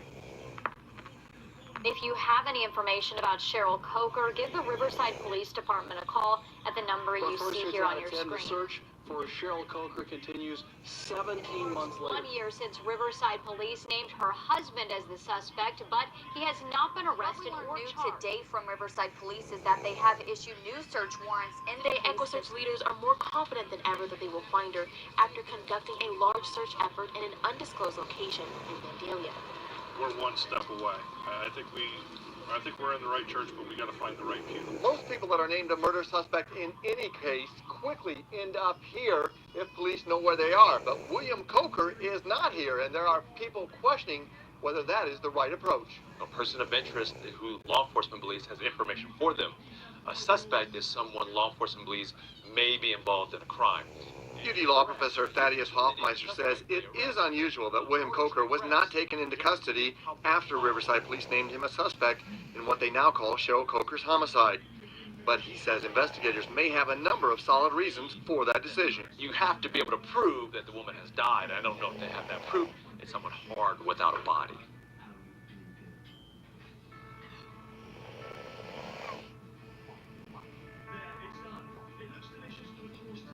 I found some bones along the side of the road. Okay. It was actually wearing clothes, I think. The officers went down, detectives were called out.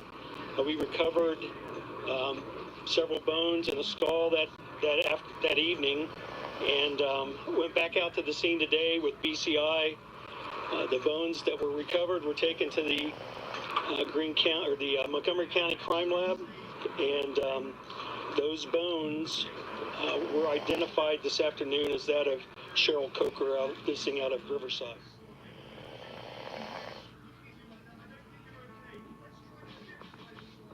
On the 25th of April, 2020, the remains of Cheryl Coker were finally found by a mushroom hunter. This was on a remote wooded area about 15 minutes drive from her home. She wasn't buried or anything like that, she was just left out on the grass.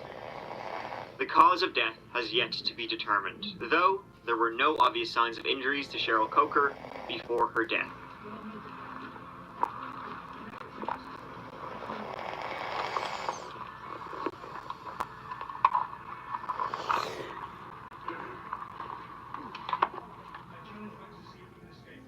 So, after all that searching, it's a huge relief to the family that at least they have some form of closure. At least she's been found, but it raises more questions than answers. It'll be interesting to see where this case goes from here. Bill Coker is still a free man, out and about.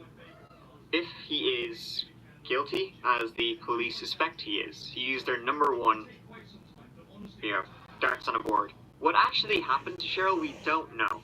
Her body was outside for a while, so maybe that will affect what their findings will be. And it's still pretty recent, so they haven't released much as to cause of death and, any more evidence and that kind of stuff. But what's interesting is that her body wasn't hidden really well. I mean, it was just left out on the grass. It wasn't buried or anything. It almost like they didn't try to hide it very well, whoever did it. They're still eyeing up Bill, but who knows, maybe that will change with what they find at the scene of where Cheryl's body was found. It's interesting they haven't charged him yet, and the reason they hadn't charged him for so long was because they had no body, and they wanted to, cross the T's, dot the I's. So we'll see if any of that changes now. And that's the story of the disappearance of Cheryl Coker, to date, at least. I mean, we'll just have to see what we see, what the examiners and investigators see and uncover, but this case could get a hell of a lot more disturbing and interesting. If a whole lot of new stuff pops up, I might cover it again in a part 2, so let's just see. Alright, thank you so much for watching. I really, really appreciate it. I will see you, as always, real soon in the next video. Take care of yourselves. Mike out.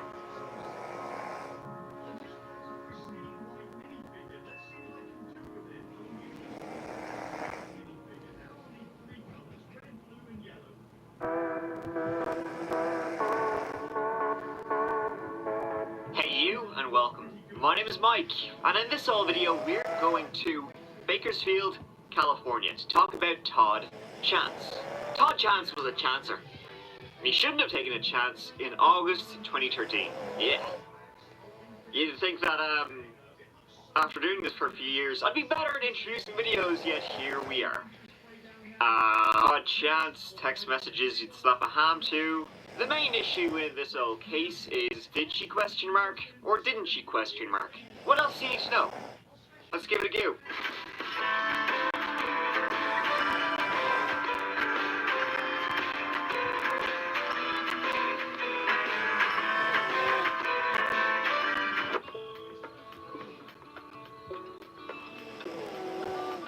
Todd Chance and Leslie Janae Chance, who mostly went by Janae, married in 1996. They had met when they both worked at the same pharmacy. Janae had a daughter from a previous relationship, and Todd would raise her like his own daughter, along with his 2 actual own daughters he would have with Janae. Todd, of Bakersfield, California, to pay the bills he worked in the trucking industry. By 2013, he'd worked in it for over a decade and a half. But in his free time, he was all about, the old beep beep brum brum. His Mrs. Janae, she worked in education. She worked for the Greenfield Union School District for 16 years as a teacher, academic coach, and assistant principal, before becoming a beloved principal who dropped the assistant at Fairview Elementary School. That's, where they were until a hot day in late August 2013 rolled around.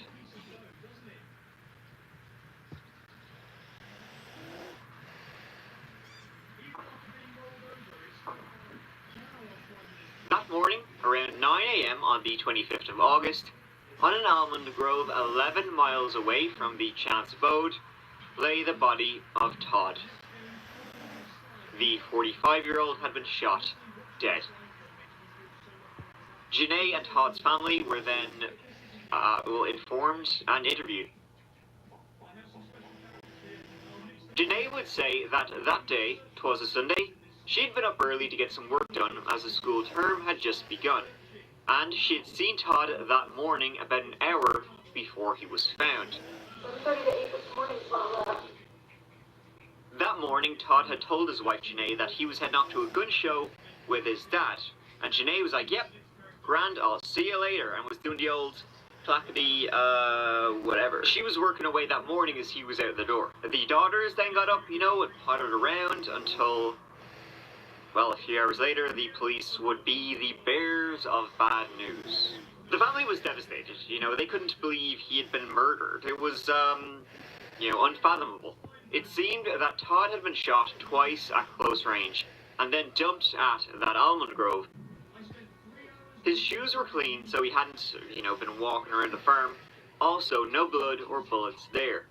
His wallet and cell phone also remained, so it wasn't a robbery. So that's, one clue, I guess, or lead. The second was that his car was not there. It wasn't at the farm, and he had a really nice car. He had a Mustang that he loved like his baba. The third was that someone was lying. See, Todd's parents would come to Bakersfield and they'd be like, Todd's dad? What? Gun show? Never heard of it. What are you talking about? The last you heard that he's supposed to go to the gun show this morning. I didn't talk to him today. There was also no reason for him to be in that part of town, but then that doesn't really matter because it seemed like he had been dumped there. He hadn't actually gone there. But he was left in like an obvious place. His body was found pretty quickly. They said that, he wasn't dead long when they got to him. Leaving someone on a farm is only smart if you want them to be found. The next thing they learned was that one of his guns, and he was a big gun lover, like him going to a gun show wouldn't be out of character. One of his guns that he kept at home was missing. And one of them's missing. And that is the 38. The 40. A big old 38. Todd had been shot with a 38, and his gun was not found at the crime scene. So we got a man found with, say, he had no bad habits. He didn't hang out with, unscrupulous characters, found dead on an almond grove 11 miles west of Bakersfield. He was killed with what appeared to be his own gun, and that gun was now missing. And the last time he was seen is about only 2 hours before he was found, telling his wife he was going to a gun show with his dad, a gun show his dad knew nothing about, so he was lying. Somebody here was lying. So where did he actually go? How did he get there if his car was nowhere to be found? Who did he meet, which in turn caused him to meet his end? It wouldn't take long for Todd's beloved car to be found. It was discovered that same day, abandoned in a neighborhood 20 miles away from where he had been left. And it wasn't in a nice neighborhood.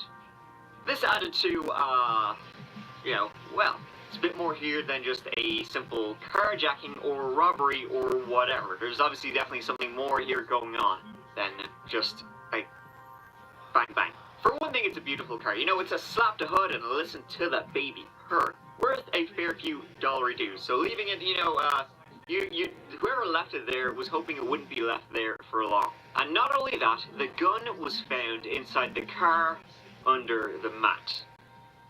So, whoever did this just really didn't give a shit. Sure, be grand, don't worry about it. So now the investigation was in full swing, and the investigators decided to have a look at his phone, which was found right beside his body. Popped it open, had a give. On his phone, they found some slap-a-ham-worthy pics. They were so hot. From a woman who most certainly was not Janae, obviously. It seemed at that point that Todd could have been having an affair, and that was why he had lied that morning about going to the gun show. Not only that, folk who lived near where Todd's car was found say they saw a middle-aged woman leave it there around the same time Todd's body was found that morning on the 25th.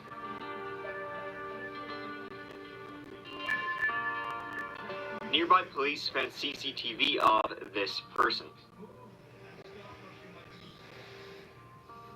Following the direction the person was walking in, they found more CCTV. They saw her change clothing, discard items in the bag, which they were guessing, were used to clean the car, clean the crime scene. And then they saw her use a payphone at a Walmart and leave town in a taxi. They also found video of Todd's Mustang going to and from the almond grove to where it was found.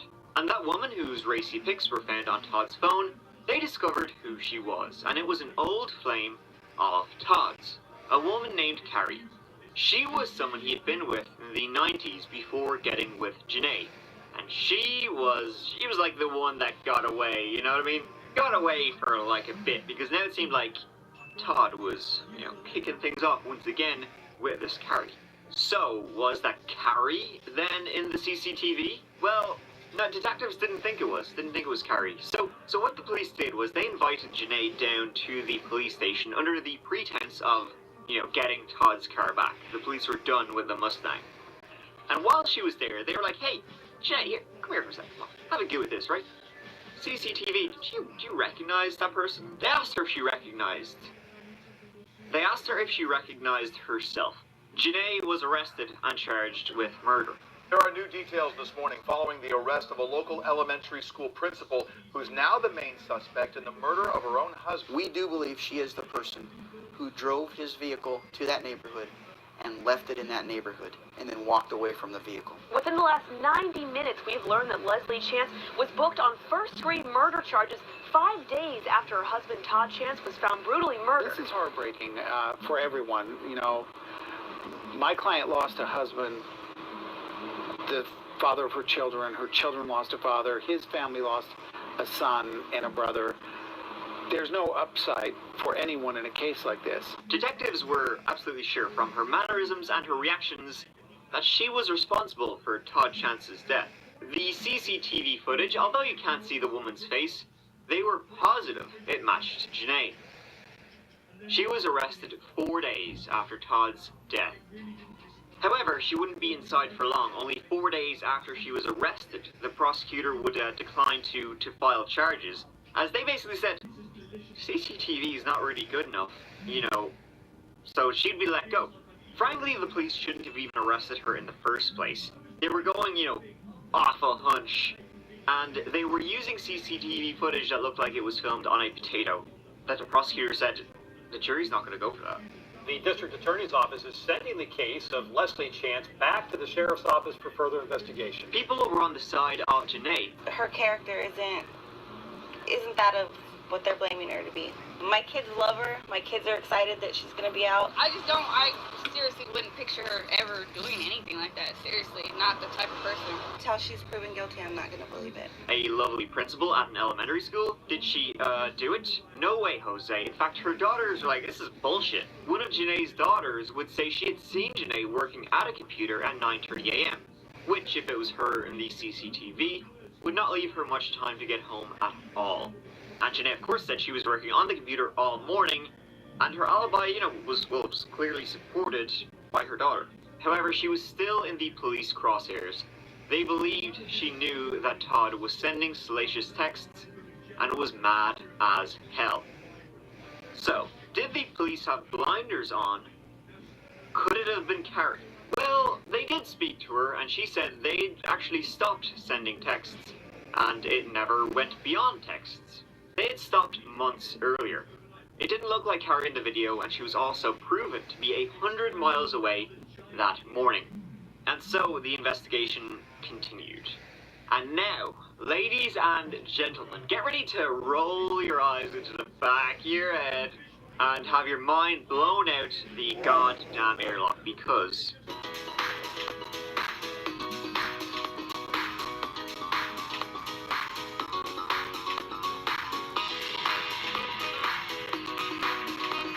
many of them taken out in Todd's name, about $500,000.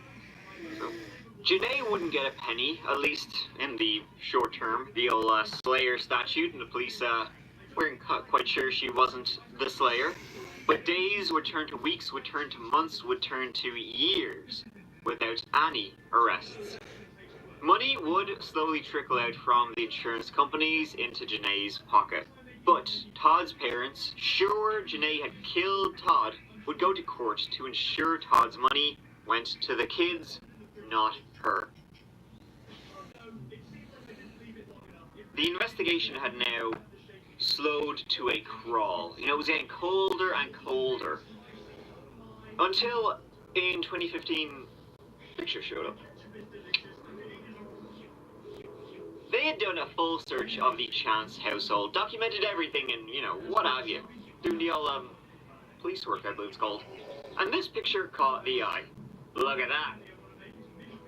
It's the Chances, the CSI experience in Las Vegas. I'm sure it's an absolutely stellar exhibition. Look at the joy on their faces. You might even insert shit point. It seems they had gone to Las Vegas the summer before Todd's death. The investigators thought that was interesting because it seemed that whoever was in that CCTV footage, they knew a little bit about CSI. So the investigator went to Las Vegas, like you. And in that experience, one of the experiences was about a woman who murdered her husband and dumped him in the desert. Inspiring. Different things from that experience seemed to, well, they seemed familiar.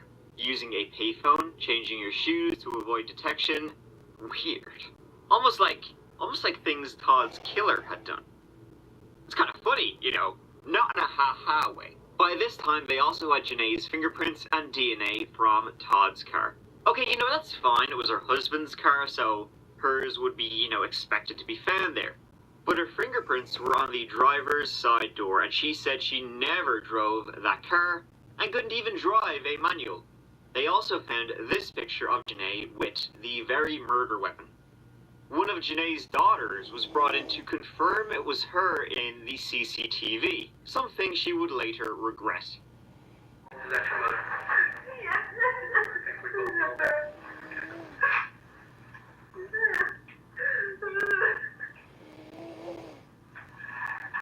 That's your mother in all the videos. I believe so. They had also gotten more CCTV of that taxi and where it went. How about very close to where the Chances lived? They also found this CCTV from a few weeks before Todd's death, of Janae walking into a Walmart and asking where the payphone is, the same payphone the killer would later use. Janae also had 2 cell phones. There's no reason for her to go back to the 1970s and use a payphone. Then, finally, Janae's laptop that she used for work, technicians were able to confidently say it had not been used on the morning of the 25th of August, 2013. Janae had not been working. She could have been anywhere. Maybe in an almond grove, maybe walking around town wearing a lot of clothes to disguise her figure. 3 years ago, Leslie Jean Chance was arrested and considered the sole suspect in the death of her husband. She was arrested again, and now she's in jail without bail. She's set to be arraigned later today, this afternoon at 3 o'clock. We've developed enough, in our minds, enough information and evidence which makes us confident in our belief that Leslie Chance is responsible for Todd's murder. It was on the 1st of December 2016 that Janae would be arrested again. Her trial would begin 3 years later, in 2019. I anticipate through the evidence in this case that money was not the underlying reason for the murder of Todd Chance. In fact, I anticipate that you are going to hear that Todd Chance had rekindled a romance, a texting type of romance with his old flame. You're going to hear that when she watched those videos, that she began sobbing uncontrollably, put her head down on the table, and when the detective asked her, "Is that your mother?" she said, "Yes, yes." And then the detective asked her, "Was that your mother in all of the videos that I've shown you?" And her response was, "Yes." I anticipate when all of that evidence is presented to you, that you will find that the defendant, Leslie Janae Chance, through her actions, prepared a very involved and detailed lesson plan on how to kill her husband, how to murder him. There are always 2 sides to every story. Proof beyond a reasonable doubt is proof that leaves you with an abiding conviction that the charge is true. And unless the evidence proves Janae guilty beyond a reasonable doubt, she's entitled to acquittal. You must find her not guilty. The prosecution would say that on the morning of the 25th of August, they'd gone out for a drive together, Todd and Janae, and she had killed him with his own gun, dumped his body in an almond grove, drove to a neighborhood, cleaned the car, and then legged it. She had done this because he was flirting with another woman. Not only that, apparently in those saucy hubba texts Carrie and Todd were sending each other, they were also shite-talking Janae, which then, would make steam come out of her ears. And then also, she wanted his life insurance, of course she did. And, she was also just kind of sick of him. The defense went with, well, that was a shitty investigation that aimed at Janae and never left her. They had already arrested her and had to let her go, so therefore they really wanted to get her. They didn't want to look stupid. And one of her daughters said she saw her that morning even. Janae never went through Todd's phone. She had no knowledge of the texts. And regardless, there was no affair to begin with. It had stopped months before. And it was only ever just texts. And that couldn't have been her in the footage. The body type was off. Janae wore glasses, was blind without them, didn't have contacts, and didn't have prescription sunglasses. So that couldn't have been her. Or that's what she said. And then the prosecution brought up proof she owned 2 boxes of contact lenses. So that's embarrassing. This is an innocent person. She did not kill her husband. Money was there, it was an issue, but it was definitely a secondary one. The primary one was Carrie Williams. This was a murder committed out of jealousy. You're an innocent person. And you're screaming from the top of your lungs, I didn't do this. The things that the defendant did to prepare for this plan are absolutely evidence, not just of identity, but also of premeditation. What was Janae's motive? They keep coming up. We knew this, then show it. Show it that she knew. After 8 whole days of deliberation, Janae was so positively sure they'd find her innocent she even asked her daughters to make sure they had her favorite snacks ready for her. Well, she won't be eating them.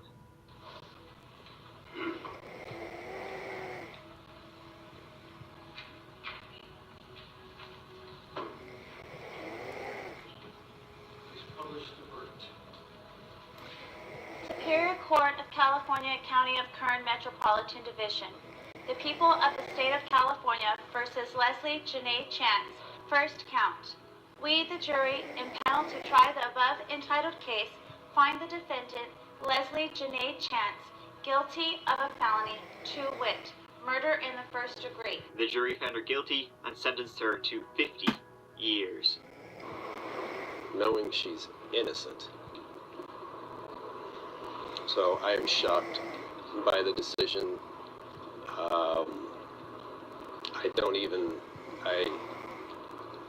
I truly came here hoping, thinking that it was a not guilty verdict. And when they read it, I'm just numb. I don't understand this entire case. The motive happened to be supposedly because he was having an affair, to which every time that she was spoken to, interviewed, she had no knowledge. There's not a single person nor text or anything saying that she ever learned about the affair. The motive asked for money was asinine, if not ridiculous, from the get-go. And they even showed pictures of her with her belly hanging out. And supposedly that was a motive because they were seeing pictures of his ex-fiancée from about 20 years ago,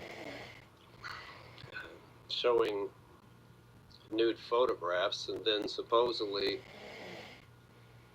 my client knew about photos that depicted her in a bad light, which somehow angered her so much that she did this. And there's just no motive. There's absolutely nothing. And everything they kept trying to argue, we kept refuting.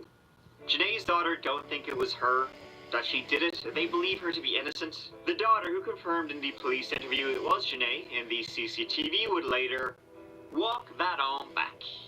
I deeply believe in my heart my mother did not do this. I will fight you to the day I die to prove this. My mom used to be home with us.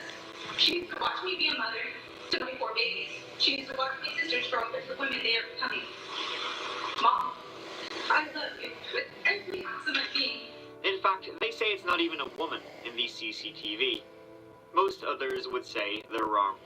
Reinforced when Janae tried to get a new trial and was denied. But let me know your thoughts on whether Janae deserves to be behind bars or not, as many others believe too, including those who lost their father. Her getting out of prison was a chance that would not be taken, while Todd was a chance that was. Thank you so much for watching. I really appreciate it. I will see you as always real soon in the next one. Till then, take care of yourselves. I love you. Mike out.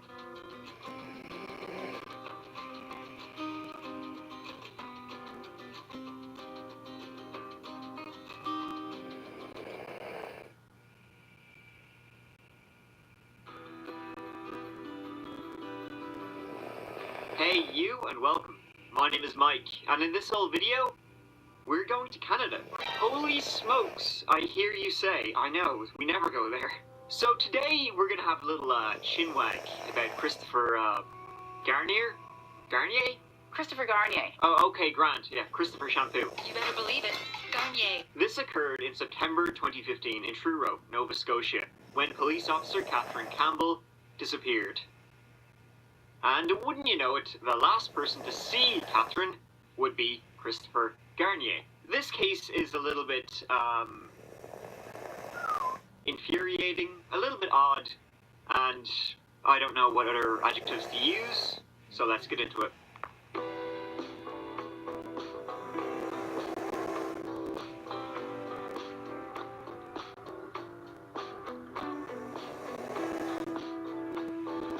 Katherine Campbell was born in January 1979 in Nova Scotia. She was the middle of 3 children growing up in the small town of Stellarton. Katherine, from a young age, just wanted to help people, serve her community, and, like her father, would go on to be a volunteer firefighter. Following this, she went on to become a police officer, eventually reaching the rank of constable in the Truro Police Department after 6 years there. She would commute from her apartment in Dartmouth to Truro every day, about an hour's drive. And Katherine Campbell went missing on Thursday, the 10th of September, 2015. Brett Ruskin, CBC News, here at the apartment of Truro Police Constable Katherine Campbell. This, in fact, is her apartment balcony. She was last seen here at 6:30 in the morning on September 10th. She had just wrapped up a patrol shift in Truro and commuted back here to her home in Dartmouth, and no one has seen her since.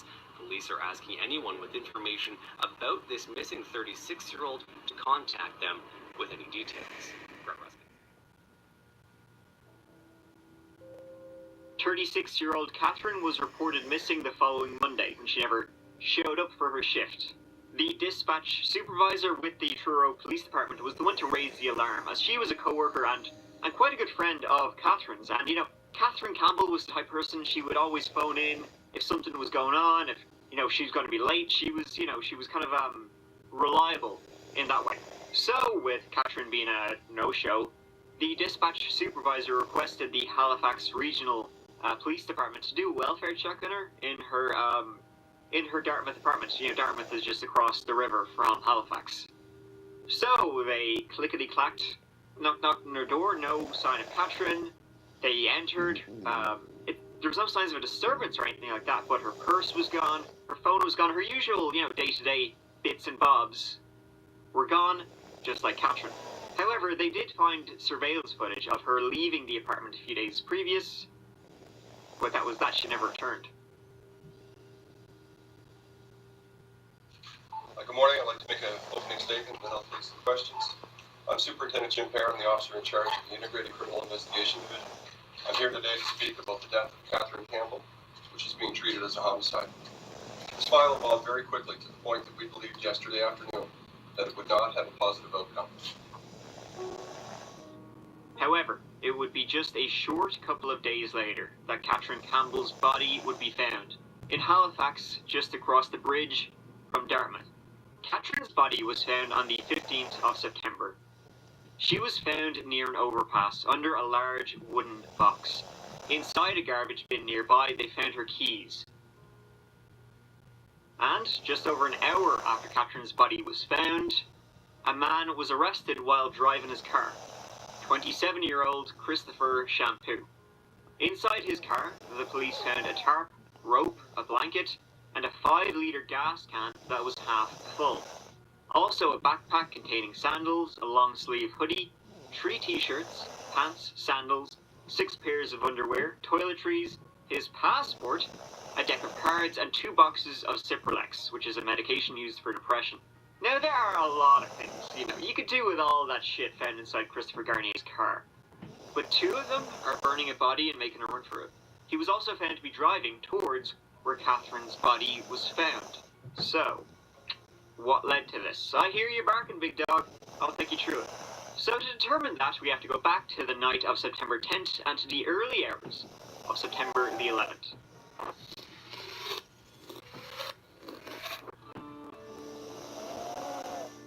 Shortly after midnight on September 11th, Katherine left her Dartmouth apartment complex, got in a taxi to the Halifax Ale House, which, honestly, it looks pretty fun. Now, the taxi driver who brought her there would later say to the police, she didn't seem drunk, she seemed fine, she was in grand form. Guess she was just dying for a few sups. Aren't we all? While at the Halifax Ale House, it seems she ran into Christopher Garnier, a former paramedic. They were noticed by a number of people there. Noticed because they were practically banging, according to witnesses. Christopher getting it chubby on the dance floor. Christopher actually used to work as a bouncer at the Halifax Ale House, and had, earlier that day, told a friend who was working there that he had just broken up with his girlfriend, so was presumably on the rebound. Lads. They were smooching away, getting blitzed. I hope they weren't drinking Moosehead. That's not great. Before leaving together shortly after 3 a.m.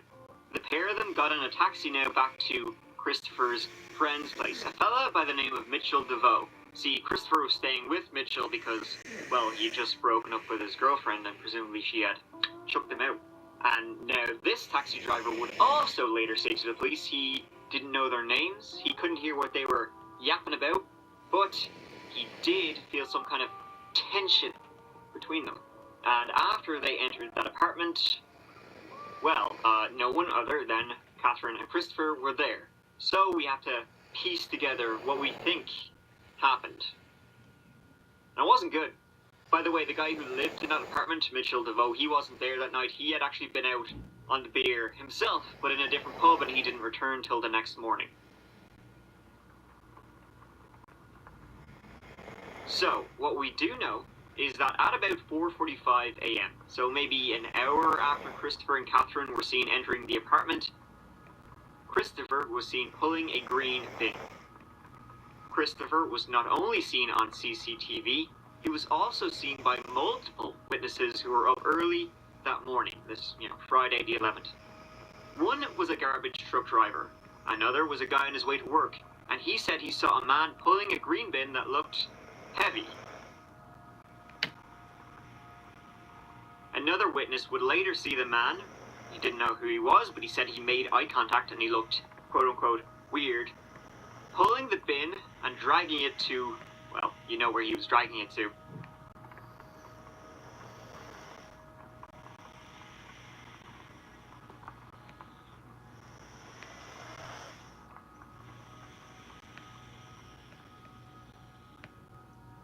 The next morning, Mitchell DeVoe returned, and he was surprised to see Christopher having a nice little snooze on the couch, because Mitchell, while Christopher was staying with him because his girlfriend had turfed him out, he had set up, pull-out bed for him, and the mattress was gone.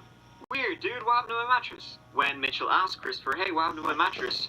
Christopher said, I puked on, I got sick, had a bit too much to drink, oof, rough one last night, and he got sick, so he threw the mattress out, and I was like, don't worry, Mitchell, I'll buy you a new one. Forget about it. And in the days that followed that very weekend, so I guess this would be Saturday the 12th to Sunday the 13th, Christopher managed to get back with his girlfriend, the one who had chucked him out.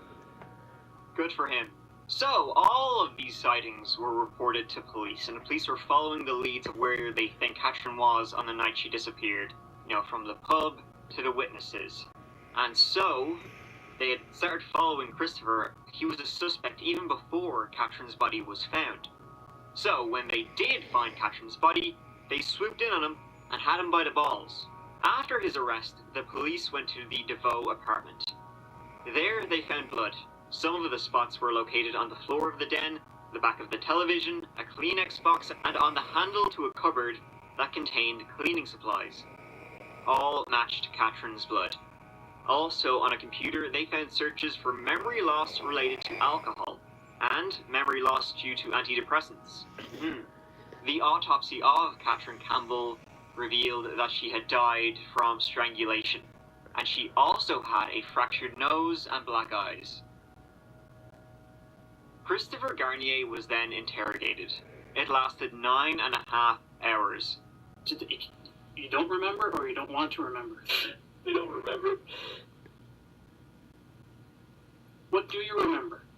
After she paid for the cab, what do you remember?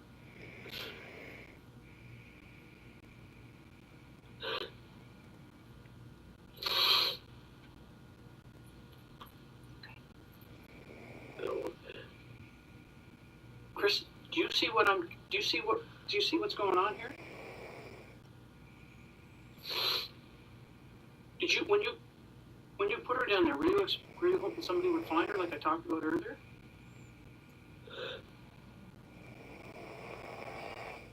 Chris, when you put her down there, were you hoping that somebody would find her?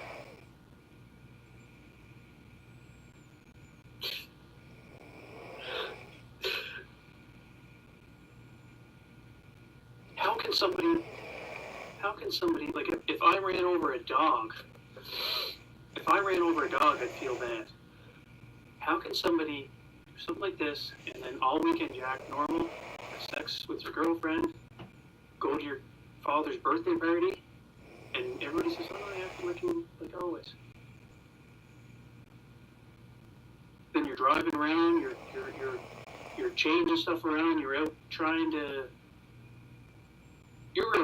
going to go and do something with her body.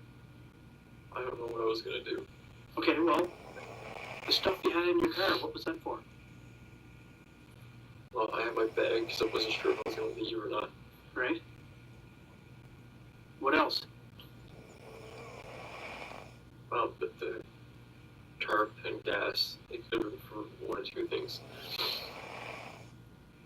Which were what? That's what I'm saying, Chris. What were those things for? What did you have this for? You know what you had them for. You were going back down there to get her. I thought about that. Yes, you were. And then what were you gonna do with the gasoline? No. Chris, stop playing this game. Okay? Seriously. You knew what you were going to do. If there hadn't been anybody around there, you would have went down and did that. I don't think I could have. I drove by there before. Yes, I know you drove by there before. Oh, I appreciate your honesty, okay? I appreciate your honesty. I was going to go somewhere. Was she tell me that she wasn't still alive when she was put in that dump, that compost bin? Was she still alive when she was put in that compost bin? No. She didn't suffer in there? She didn't suffer when you threw her down over that bank? She was dead? How do you know she was dead? I think she was. How do you know that? How do you know that? Did you tell me that she was not alive when you stuffed her in there? How do you know that she wasn't alive? She wasn't moving. You're a paramedic. How do you know that she was not alive? She wasn't breathing. Okay, how do you know she didn't suffer? How did it end? Was it over quick, is what I'm saying. I think so. What happened?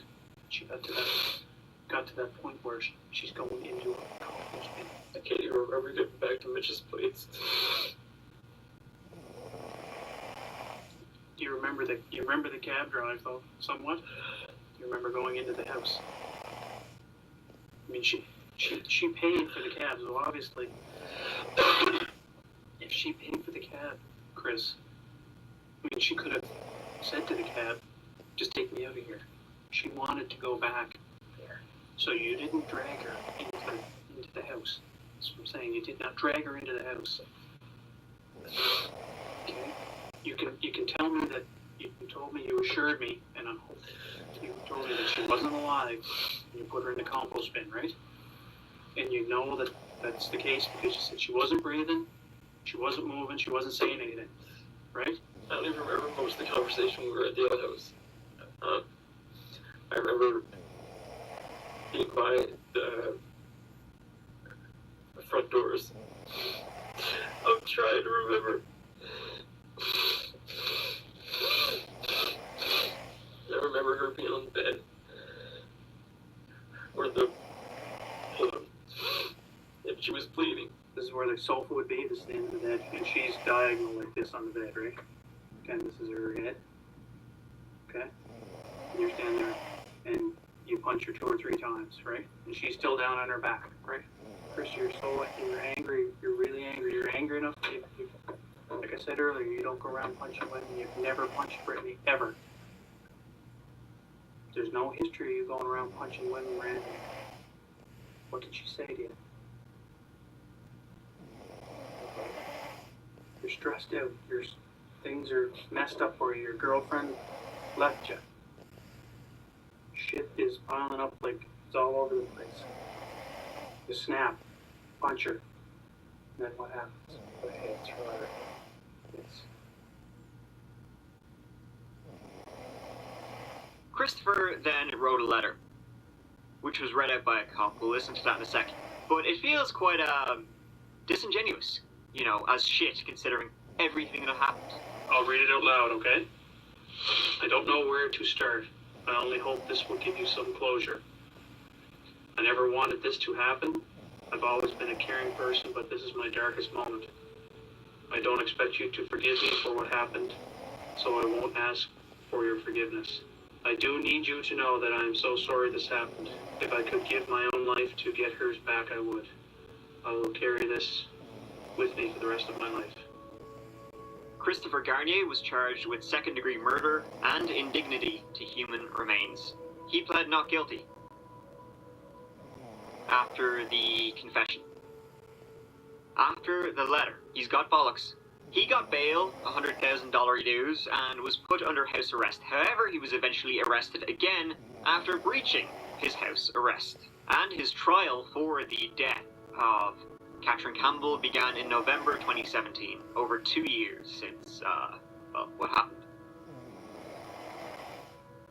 Christopher claimed that, you know, during that interview and the letter he wrote, he was just giving police what they wanted to hear. Yeah, that old one. You know, the old acting like a hard man, an innocent man. When you're removed from being in a room of police officers and you're about 2 years removed from what actually happened. The defense went with, it's all Katherine's fault. Yeah, rough sex, she was asking for it. Yeah. He said she asked him for rough sex and for him to choke her. And then, it was an accident. He accidentally killed her. He also accidentally fractured her nose and blackened both her eyes. Accidents happen, guys. They also said, the defense, well, Katherine was a police officer. She could handle herself if he was assaulting her. Why didn't she fight back? Beat the bejesus out of him. And, get this, Christopher was also diagnosed with PTSD for murdering somebody. So, totally portraying this as her own fault, she basically asked for it, and now poor Christopher has post-traumatic stress disorder, consequences of which, Christopher Garnier's father wrote to the judge, have caused him to have night terrors, flashbacks, difficulty sleeping, hypervigilance, and more. I know, right? I mean, we never think of the trauma killers have to endure, when they're, killing. In the end, Christopher was found guilty on both counts, second-degree murder and indignity to human remains. He was sentenced to life in prison. Well, Aaron, as you can probably imagine, the reaction inside the courtroom was extremely emotional on both sides. Members of Katherine Campbell's family were celebrating, they were crying, they were very emotional about the verdict. Members of Christopher Garnier's family, who have been here through the trial as well, also a lot of tears on that side, in particular from his girlfriend, Brittany Francis, who's been here holding his hand every single day as he's come in and out of court. She broke down into tears. I saw him as he was whisked back into court to take a long look at her as he sat down. It's obviously a very emotional day for two families here in Halifax with this sentencing. And you were able to hear what both the Crown and the defense had to say. Take us through the Crown's argument first. Certainly, yeah, the Crown had an awful lot of evidence to present in this case. This case began back on November the 20th. They brought forward a lot of video evidence. They brought forward testimony from a number of police officers. So in essence, the story that they told to the jury was this. Christopher Garnier and Katherine Campbell both went to a downtown Halifax bar on the night of September the 10th, the early morning of September the 11th. They met for the first time. They spent several hours there together, left together in a taxi, and they went back to an apartment where Christopher Garnier was spending the night because he'd just broken up with his common-law girlfriend. He was staying at a friend's place. That friend, incidentally, was picked up by police that night and spent the night in a drunk tank. Now, there's video evidence of a lot of this case, which makes it rather unique. So there was evidence brought in to show the pair in the downtown Halifax bar. Then there was evidence of them leaving and hailing that taxi. But then there's about a 45-minute gap between the time that they are dropped off at that McCulley Street apartment in downtown Halifax to the time that Christopher Garnier is picked up again on video camera, on surveillance camera, just outside the apartment. He fetches a green bin, and then he wheels that green bin down a Halifax street. He's then picked up later near the McDonald Bridge, for anyone who's familiar with Halifax, close to the Halifax Harbor, and he can be seen wheeling that green bin around. The Crown alleges that he and Katherine Campbell got home to that apartment. They were in for a very short time before he punched her and then strangled her until he could hear her last breaths. And then he used a mattress to drag her body outside. He put the body into that green bin, wheeled it through downtown Halifax, dumped it in some bushes. Then he dumped the green bin in another location. He came back to the apartment and got rid of a number of pieces of evidence, some of which was never even found in this case, including the mattress. And then he went to sleep. The defense in this case didn't argue with anything that was caught on video. They did say Christopher Garnier was on video dragging that green bin through Halifax that morning. But what they said that differed from the Crown's case was just that 45 minutes, that key time when the pair was in the McCulley Street apartment. They say that Christopher Garnier and Katherine Campbell went back to the apartment. She offered to engage in rough sex, and that Christopher Garnier was going on along with that when an accident happened and she was killed by accident. They say that then he was in a dissociative state, he wasn't thinking clearly, and he doesn't remember the entire period of time from when Katherine Campbell was killed to the next morning, save just a few glimpses. So their case was that Christopher Garnier was not in control of his actions from the time that Katherine Campbell died accidentally. Obviously, that was not what the jury agreed with, Aaron. However, when would he be, eligible for parole? At Christopher's parole hearing, to see when he could possibly be released, Christopher's girlfriend wrote, "I consider myself incredibly lucky to call Christopher my significant other. He truly is the best kind of person, inside and out. He has saved me from me and given me something to look forward to for the future. Our future." Well, two things. One, Christopher probably doesn't have much of a future. And two, he was hooking up with and then murdered a woman, during that day you guys were broken up for. That doesn't, bother you? At all? Weird. His parole eligibility was set for 13.5 years. Throughout all this, remember, poor Christopher has PTSD. He needs treatment. Who is paying for his treatment? You, if you're Canadian. His treatment was paid for by Veterans Affairs Canada, which is the department within the Government of Canada with responsibility for pensions, benefits, and services for war veterans.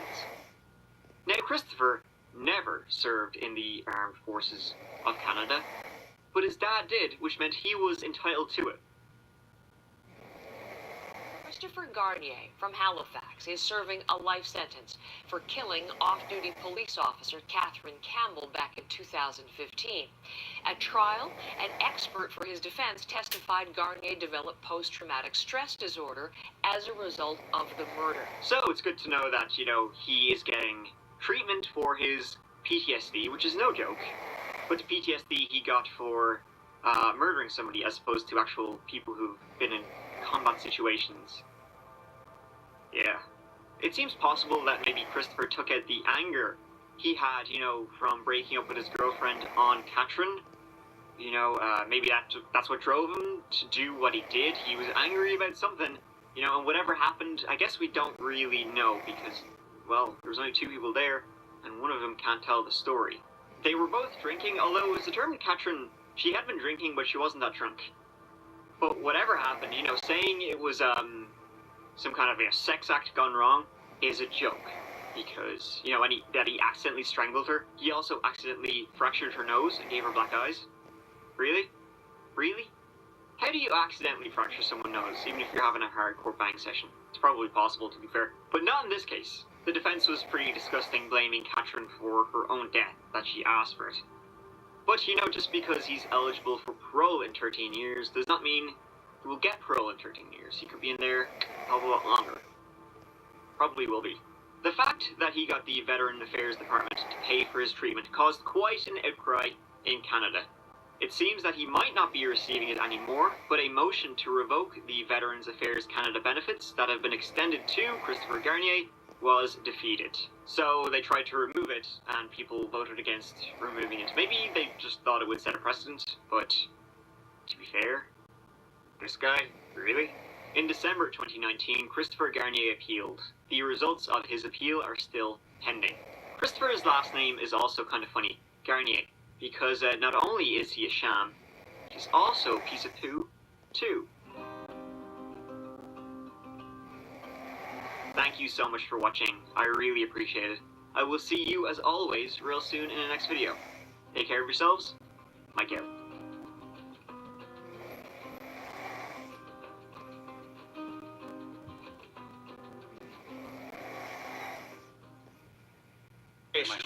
So what happened with the $10,000, Ernie?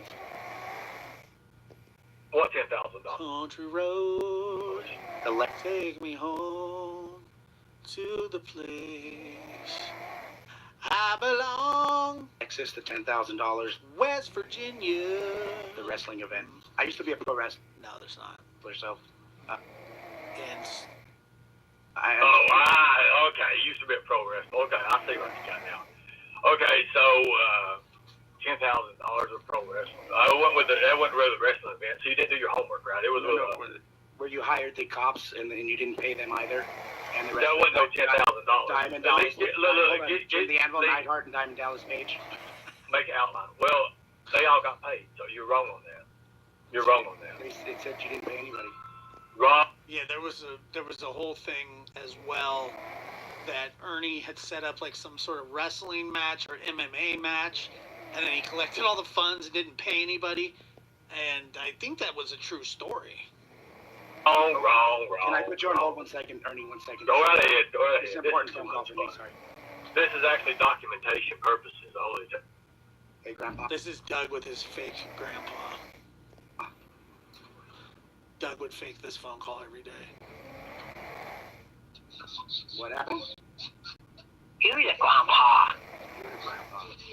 He would pretend he would have some mentally handicapped guy, or I think it might have been an app. I can't remember.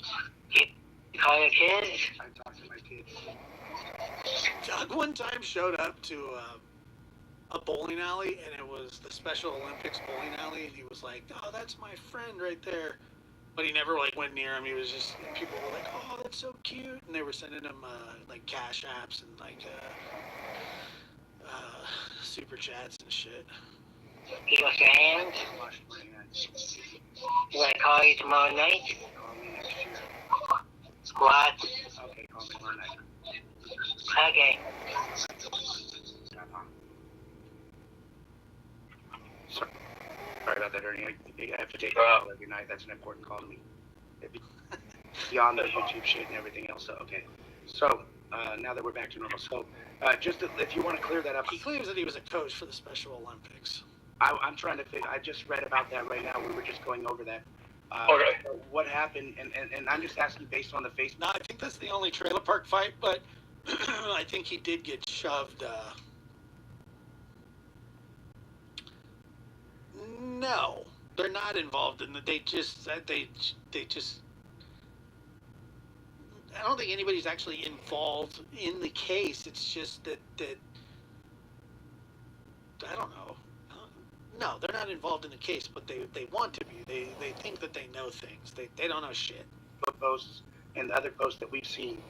If you want me to bring them up, so you can see, I could do that. Nah, I'm not here to try to trash you, honestly. They, out of 151 shows that I ran, they fought me on. I always fought it on 2 shows, and it was 2 separate events. So I mean, it is what it is. Let's get it straight right now. I'm not here to. Okay, I understand that.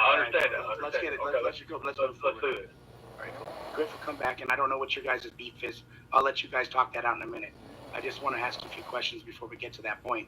Just because, honestly, the stuff that we got is only off Benny Keys' information that he's brought out about you. Okay, right.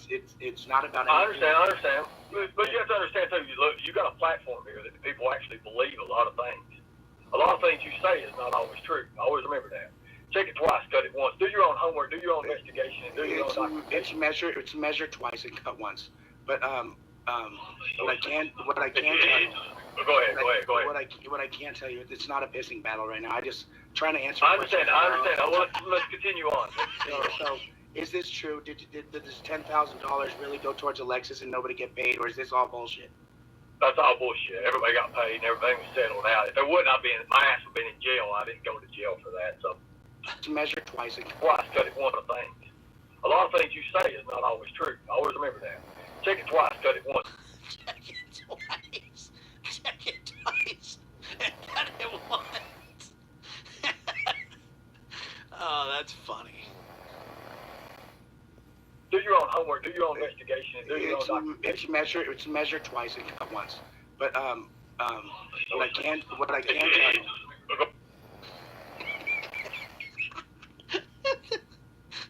Griff.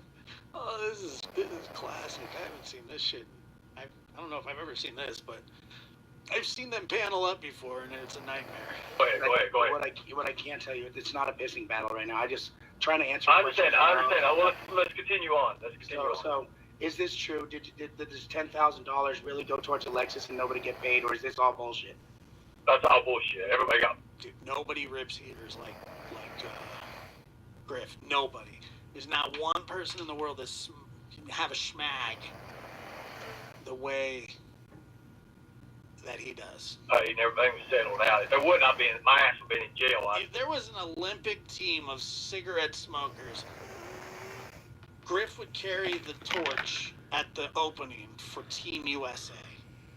Didn't go to Southern Edition. Jail for that. So, I went to jail on a wrestling event. I went to jail on a wrestling event over a civil matter. It was also, and I also sued and won.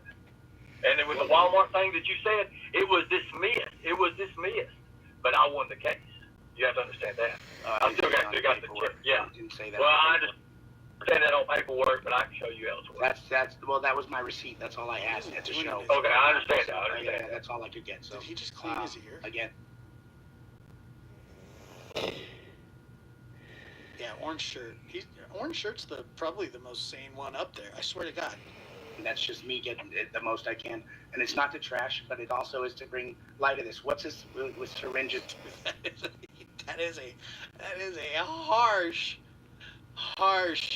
stash, though. But good for him. And stuff. Were you ever arrested for syringes and weapons and things? Is that true? Is that another? Oh my God, that dude. And I know where you get this out. I know exactly who you talking about. I didn't talk to anybody. Okay, in the hockey match business. Okay, look, you know I was in the Hall of Fame on Friday the 13th, right? You know that. I didn't know. What the hell does that mean? But you did. I made all the masks. I made all the masks. Actors wore. I made all the masks. Go ahead. He says that he made all the masks for Friday the 13th. That's not true.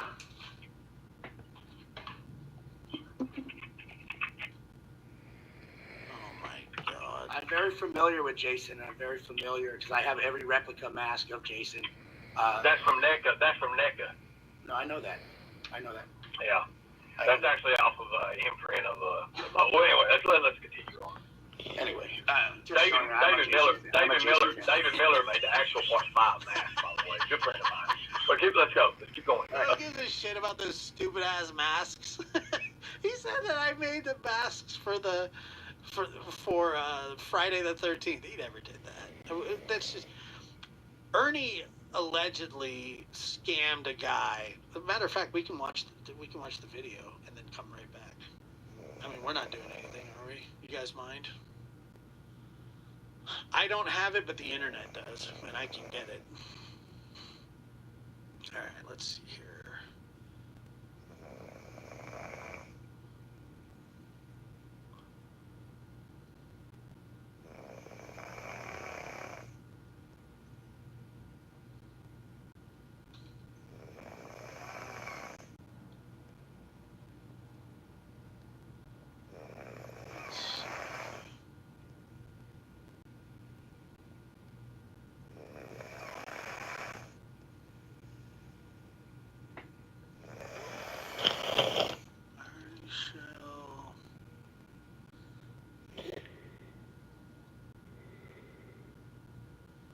Jason.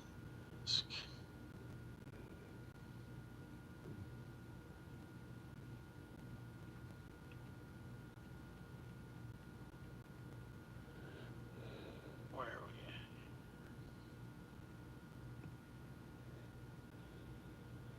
at? Oh, I can find it. I know it's... I saw a video one time of him jumping on a trampoline and with a Jason mask on, and he was punching himself in the face with the mask. I've seen too much.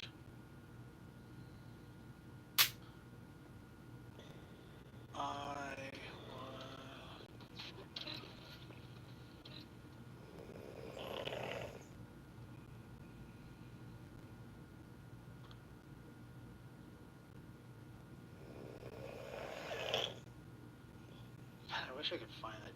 Does anybody remember that?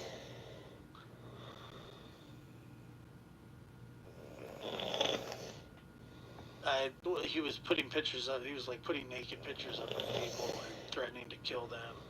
And then he said that he was going to hurt somebody with a K-bar knife while the Idaho 4 case was going on. He lost his way. God dang it. I'm going to keep playing this while I look, but I can't find it right now.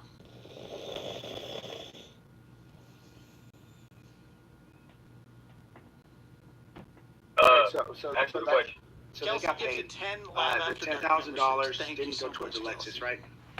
It was a title sponsor. Am I okay? Yeah, I'm okay. Sorry, guys. I wasn't really paying much attention. Now we were on the needle. I've just been listening to this podcast. Where we got that there was no needle. It was a syringe. It was a syringe, brother. It was a syringe. There was no needle. It was a syringe. It wasn't a needle, y'all. It was a syringe. You ever heard of syringe? It's like a hybrid of a syringe and a needle. It's a syringe. Even John gets sponsored out, and he paid for it, so.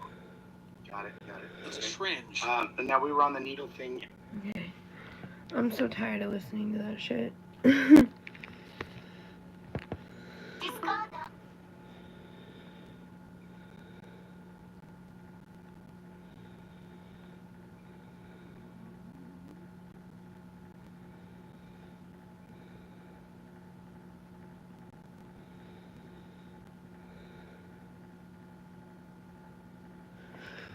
So it's up to you guys.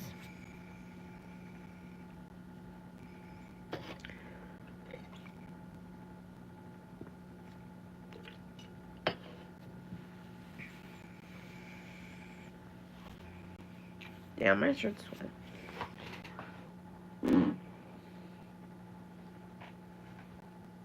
What the fuck?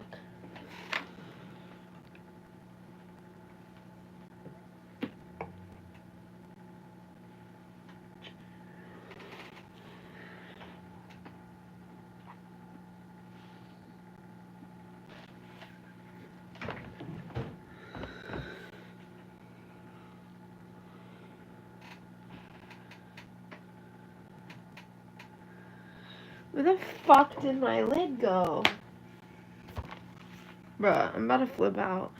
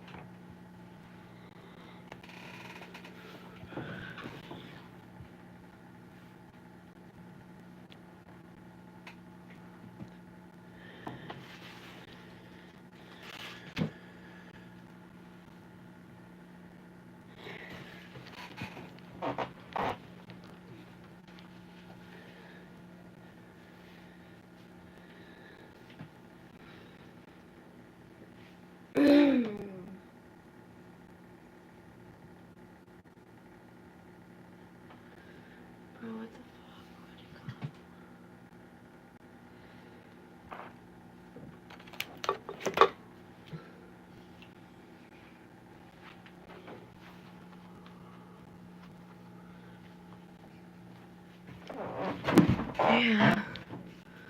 Okay guys, I'm gonna restart since